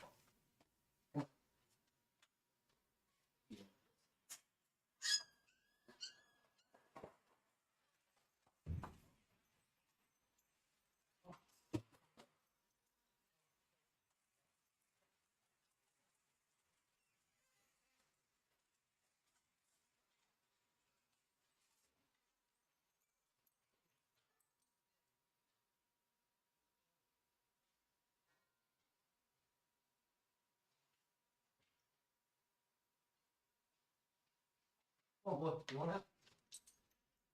Oh, you want to stay in? Okay. He didn't want to go out, but she did. She wants to go outside. So I'm going to let her be outside for a little while. I'm blessed with having a fenced in yard. Sorry, I'm running across the house. That's why I'm winded right now. All right. So what they're talking about is what was in their hearts. Like, what did they desire to do? This city and this tower that they're talking about building, there's a reason they wanted to build it. And they all came before the king. And they told the king these words. And the king agreed with them in this affair, and he did so. Man, I am out of breath.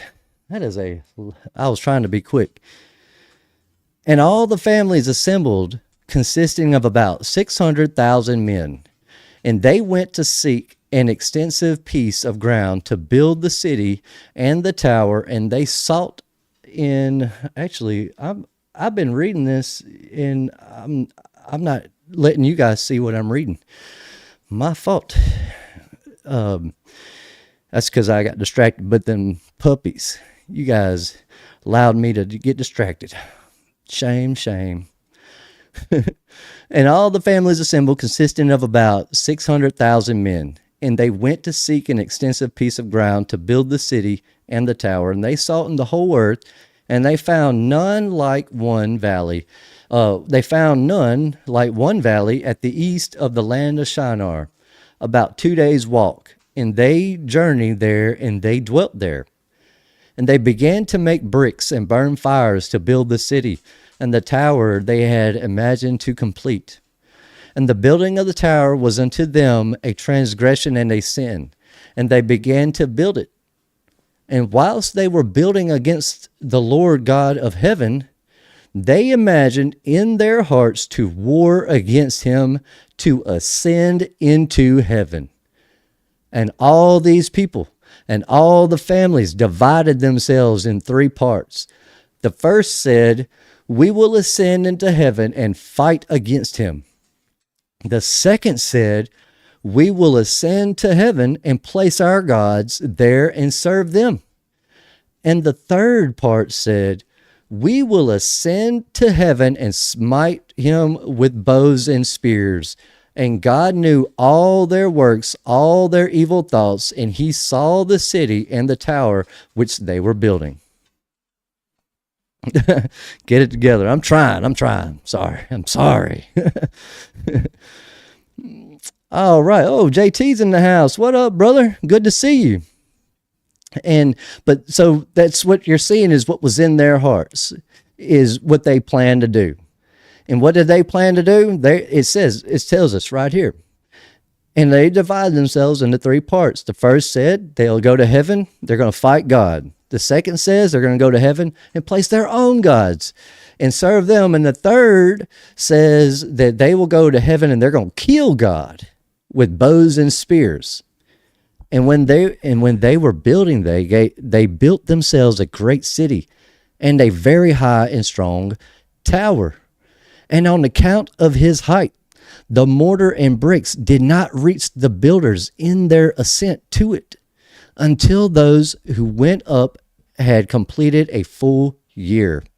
And after that, they reached to the builders and gave them the mortar and the bricks. Thus was it done daily. I don't know if all of you guys have seen the episode where I was trying to describe the earth, the way it's shaped. And I'm going to make myself bigger so you can see what I'm saying. I don't have my iPad hooked up where I'd show it to you. But essentially, we live in this bubble. But then there's a bigger bubble, even bigger than that, above us. And that bigger bubble is the firmament. We have a bubble and then a firmament. We're contained in this small little area of the world, but it's like a dome inside of a dome, basically. And what I'm trying to tell you is that the actual height of the firmament is way higher than any human being has ever. Nothing has ever gotten that high yet within our time. to understand how tall and big this thing is, there's not hardly a place on earth that we know today within Africa, China, Australia, the Americas. There's not really many places that could even hold a building the size of this tower. It's how massive this thing was. It was so big that it would take a year to get to the top of it.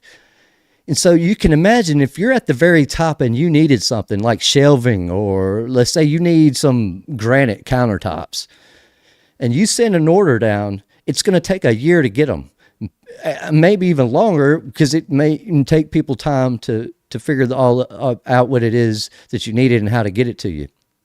And what I'm saying is that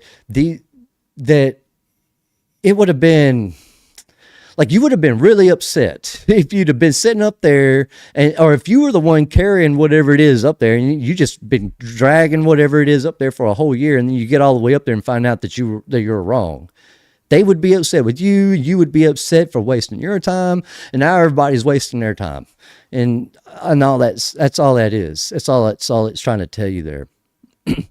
And behold, these ascended, and others descended the whole day. And if a brick should fall from their hands and get broken, they would all weep over it. And if a man fell and died, none of them would even look at him. Maybe say, oh, well, there's another one.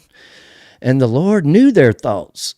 And it came to pass, when they were building, they cast the arrows toward the heavens, and all the arrows fell upon them filled with blood. And when they saw them, they said to each other, surely we have slain all those that are in heaven. They're so close. This tower is so high. They're shooting arrows, but these arrows are coming down with blood on them. They believe that they're killing God and the angels. They believe they're winning. I mean, surely that's what's going on. I'm glad to see you in here, Brother JT. I would talk a little bit more there, brother, but I'm trying to get back on track. I kind of got distracted, earlier. I'm gonna blame Trish Clark on for that one. A couple others, y'all know who you are. But I kind of got carried away, and so this is kind of spilling over a little bit longer than my normal 2 hours, and so I'm kind of got a little bit behind, so I'm trying to catch back up. But no, it's all good. It's all good and good fun. We're all here together, and that's what's important. But the Lord knew their thoughts, and from this was from the Lord, in order to cause them to err, and in order to destroy them from off the face of the ground. For this was from the Lord, in order to cause them to err. And what it's talking about is, like what I'm saying, like if I'm up here and you're way down there and you're bringing this up to me and it's the wrong thing, I'm going to be mad at you, because now I've got to wait a whole nother year, and you're going to be mad at me because I'm mad at you, and it's just going to cause problems. And the fact that somebody falls, it's not a big deal, and all that. All of this is just showing you how all of this is going to unfold as far as how these people end up dividing. But it says they built this tower and the city, and they did this thing daily until many days and years were elapsed. And God said to the 70 angels who stood foremost before him, to those who were near to him, saying, come, let us descend and confuse their tongues, that one man shall not understand the language of his neighbor. And they did so unto them. Now, if you were to, I think it's in Enoch, right? In Enoch, it tells you that it was 72 languages, or 72 angels that descended to confound the languages. And from that day following, they forgot each man in his neighbor's tongue, and they could not understand and speak in one tongue. And when the builder took from the hands of his neighbor lime or stone, which he did not order, the builder would cast it away and throw it upon his neighbor, that he would die. And they did so many days, and they killed many of them in this manner. And the Lord smote the 3 divisions that were there, and he punished them according to their works and designs. Those who said, hey, actually, JT actually went over this. I think him and Brian went over this at one time. They were talking about how the elephant people and the lion people or whatever, like those different peoples. They spawn out from this is where they come from. And but that's the three divisions, and it says we will ascend to heaven and serve our gods, become like became like apes and elephants. And those who said, we will smite the heaven with arrows, the Lord killed them, one man through the hand of his neighbor. And the third division of those who said, we will ascend to heaven and fight against him, the Lord scattered those guys throughout the whole earth. So anyone who just said that they were going to fight the Lord, he scattered them. The ones that said that they would, yeah, that's right. The ones that said that they would fight against him, he scattered them. The ones that said that they would kill him, he killed them. And then the other ones, they became like apes and elephants. That's where you get those different belief systems from, the worship of elephants and apes and stuff like that.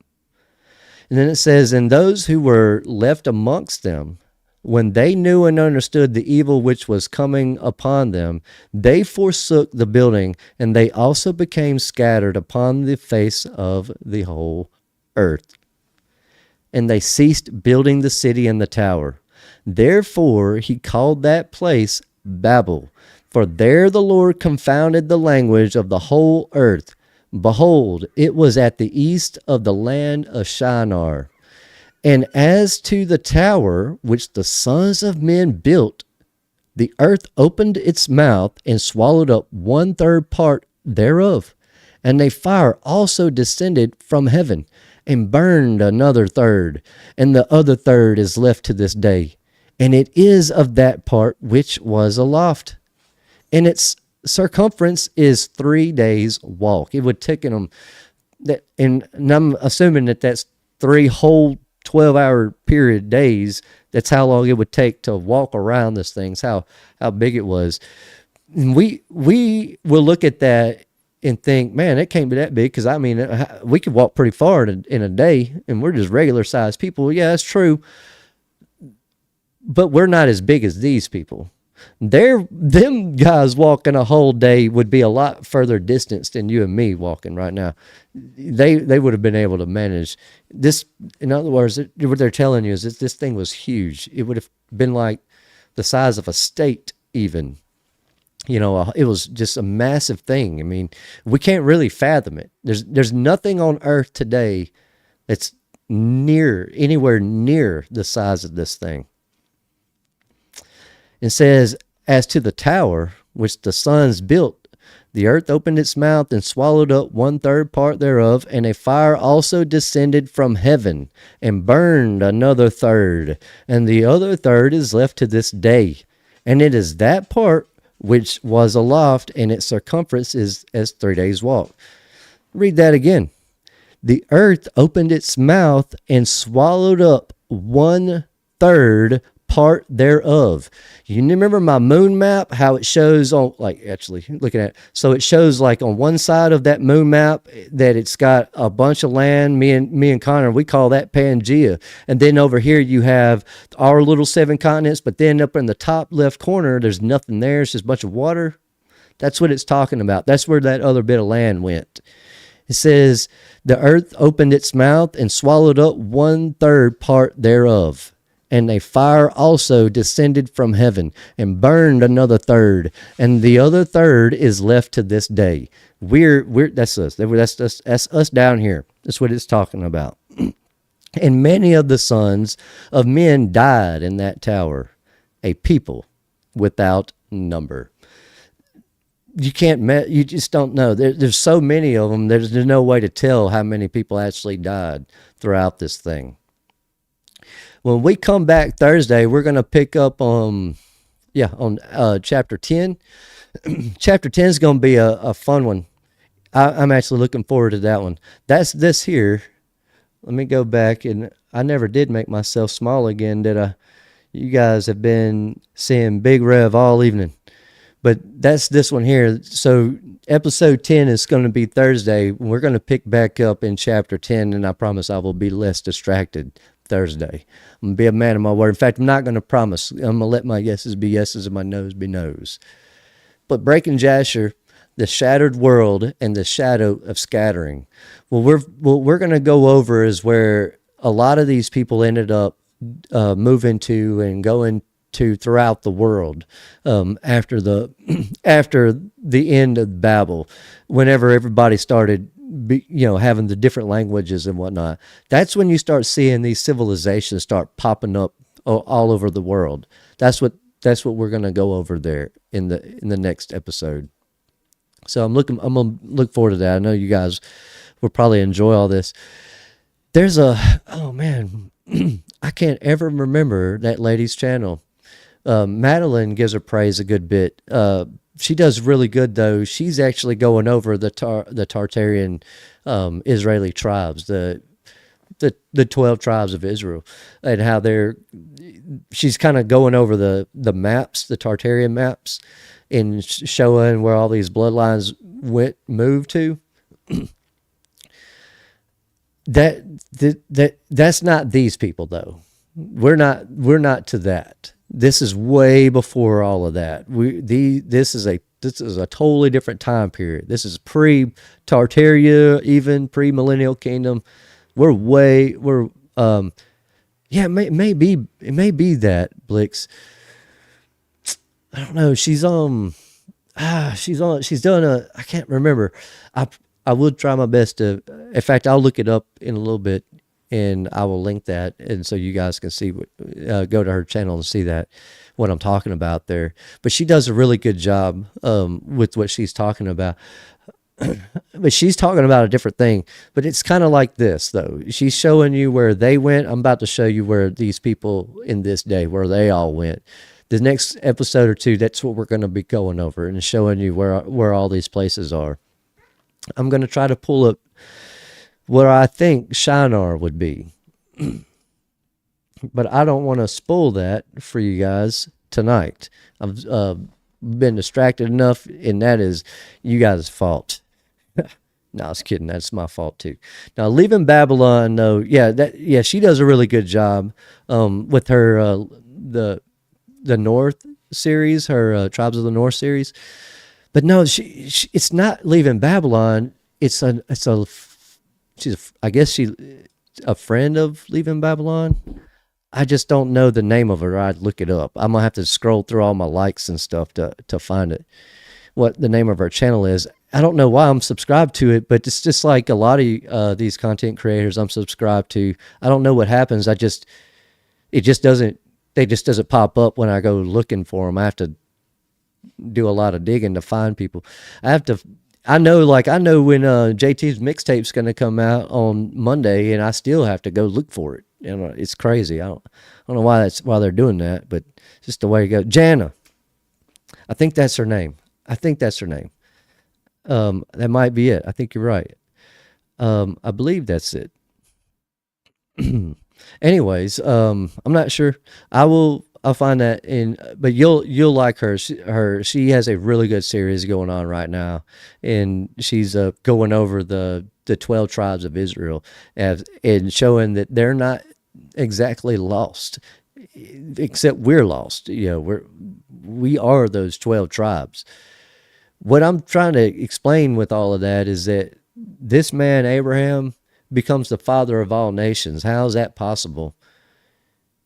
If we're not of these other people, if we're from these other people, how can we be from Abraham, but also from Nimrod or Cush? All I'm saying is that not everybody's fate is the same. They get blended in, but some of these people could be coming back, during the second resurrection, the next, the return, so to speak. Yeah, I don't know. I can't think of it. Now, Contend for the Faith does some good stuff with the maps as well.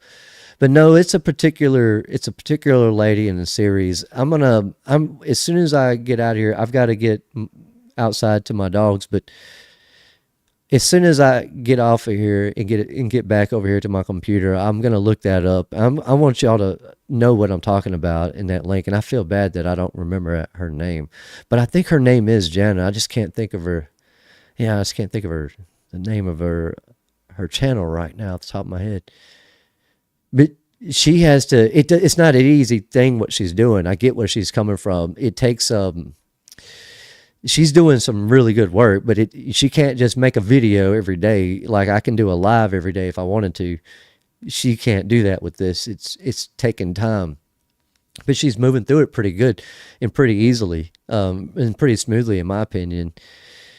Yeah, I pray for her though, and I hope you guys pray for her too, because there's going to be people in this world that do not want her to share what she's sharing. So she's definitely doing the Lord's work, just like everybody in this community is doing the Lord's work. You know, JT's doing the Lord's work on his end. By the way, congratulations, brother JT, if you're still in here. Congratulations on your sponsor, by the way. That's awesome that not only did you get a sponsor, but he's gotten a sponsor that's on the same page as us. You know, he's, whether or not they're little season sponsors or anything like that, they at least are brothers and sisters in Christ. And so that's the important thing. And so it's a blessing for JT to have gotten a real sponsor for his podcast. I'm looking forward to it. I really am. So, let's make sure we pray for them, pray for him, and pray for everybody in this community, and make sure that we all put this together and get this, and do our part when it comes to this. If it's on your heart to share the word and spread this, talk with people, do so. Don't be afraid of it. Don't allow your fear to keep you from opening a door that could lead you to a new revelation. It's an amazing thing, and I know that firsthand. And I can say that because I have actually been there, done that. And so I know that that you can benefit from taking chances sometimes. Problem is, sometimes these doors can look very appealing, and we'll go through them thinking it's going to be nice, and it ends up not being nice. But yeah, that's what we're talking about there. If you guys have enjoyed this episode and you are new to this, and this is your first time here, don't forget to like and subscribe. It does help with the algorithm. Like I said, I'm not going to monetize the Bible study series. That doesn't mean that other parts of my channel won't be monetized. And also there will be a new series that I'm going to be doing starting Saturday, and that is debunking the little season. So we have the Dance of Life podcast with Tudor Alexander. And no, I'm not doing a podcast show with him. I'm going over his little season debunking video, and we're going to break that down so that not only not only you guys, but I want him to be able to see this and know, because I know when people read comments, they read emotion into it because that's the emotion they're feeling. But I don't put emotion behind my comments. When I comment, I don't have emotion. I'm just telling it like it is. But I understand that people get upset because they're putting emotion into it. That's why I'm going to do this series. And it's not all going to be just him. I'm every episode on this debunking the little season. Let me show you what I'm talking about. That's this right here. Every episode of the debunking the little season that I do is going to be a different one. And so I don't know how many that we're going to end up with. There may only be 3 or 4 or 5, maybe 10 or 15. It may even be 100 of these. But I want them to be able to watch this, as well as his community to be able to watch this and go, well, okay, I see where he's coming from. They're not trying to attack. I'm not attacking them, and I'm not trying to cast shade and throw stones at them. What I want to do is I want them to be able to see where we're coming from when we say things like context and point of origin and words and other phrases like audience relevancy, and how to understand the difference between leaning on our own thoughts, which is education and other things that we've been taught throughout our lives, versus leaning on Scripture and sticking only to Scripture. So, but this will be a thing that I'm going to do on Saturdays. And I don't know what times are going to be the best time with it. I know right now I'm stuck at 8 p.m. And so we'll be at 8 p.m. next Saturday, but I may change that time. And even the day of that may change. I may not do it every Saturday. It may be Sundays. And I may not do it every week. But if you guys come across any YouTube channel that's debunking the little season, send it my way. I want to watch it. And just the same as I feel like you guys should also watch those videos too. It's important to watch those because they may actually tell us stuff that we don't know. They may see something that we don't see, but more importantly, we could all still be wrong in this. And it is possible. It's unlikely. I doubt it that we're wrong in this, but it is still possible. So, we don't need to just necessarily look away from everything just because people disagree with us. Let's see what they have to say. So I want y'all to hear what he has to say, but I'm going to stop it periodically and do my little commentary so that you understand where we're coming from and how I can understand when he's wrong and why he's wrong on certain things. And this isn't me picking on him, but to be clear, if he ever sees this, I didn't strike first. I didn't pick on any other doctrine. I've never picked on the Baptist or the Methodist. I've never picked on the Blues. I'm not the one who struck first in this. So if they don't want me to break their stuff down and talk about this, then they don't need to come in. They don't need to be talking about something they don't know anything about. What they need to be, if they want to talk about the little season, they're going to need to study this thing more than a week or two, and they're going to need to look at it more than one single year. You're not going to learn where we're at and be where we're at in 1 year, period. It's just not going to happen to everybody, especially those that are fully indoctrinated within their systems of beliefs. And so this is going to be for him more than it is for you guys, but it's also for us as well. And, so it'll be a valuable thing and a valuable lesson for all of us. I feel like what I want them to understand is that this is not a us versus them. This is a truth versus the deception. This is good versus evil is what this is. And the only way to fight evil is to face it head on and not to run away from it. It's to stand in the face of adversity, just as God would tell us to do. Fear not. Fear only the Lord that has made us. Our Father is not the Father of fear. He's a Father of love and grace. And as long as we have faith in him, we will be blessed and all will be good in the world.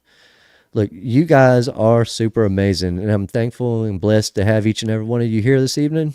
Thank you guys for hanging out with me. I know this was a lot longer than my normal 2 hours. Almost went 2.5 hours. But I had some little bitty distractions going on here and whatnot this evening. So I appreciate you guys having patience and sticking it out with me. You guys are the best community on YouTube. Don't let anybody tell you any different. You guys are the best. And look, and I mean this too. If you guys need backup or support, I have listed all kinds of ways to get in touch with me. And if you guys ever just need to talk or to vent or to or just to build understanding, there are many ways to get in touch with me. I'm not hiding from anyone. I'm not hiding from the system. I know a lot of people that I shouldn't know. I know people that I'm never going to say their names ever out loud. And I've seen and witnessed more things than most probably ever will. Not to brag, just the way my life worked out, and I can't help that. But all of that has led me to where I'm at today. And so I'm speaking also from a point of experience as well as, as biblical, as, clear, as sticking to the Bible and biblical truth as I possibly can. I'm not trying to steer you guys wrong. And if I am wrong on anything, please correct me by all means. It's your duty to correct me if I'm wrong. So don't be afraid to tell me I'm wrong either. No matter what, I want to know. So if I am wrong on anything, correct me by all means. And if you guys needed me to read anything in chat or refer to anything, I'm gonna, like I said, I'm gonna go back and read and go through all of that and see what all you guys were talking about and saying to me and whatnot. You guys are really amazing and awesome. This has been a true blessing, and I've been looking forward to this day since last Thursday. I don't know what's going on with the little season content. It's kind of slowing down a little bit on certain areas because I noticed this whole weekend I was just kind of like, man, where is everybody? But we need a break sometimes. It's just the way it is. Sometimes we need a break. We don't want to get burnt out. And that's why I don't have an issue taking a week off every now and then, especially when I go on call. We all need a break in this, just like you guys all need a break in this. There's nothing wrong with that. You guys are awesome, amazing. I will see you Thursday. God bless and Godspeed. See which one I'm going to pick out.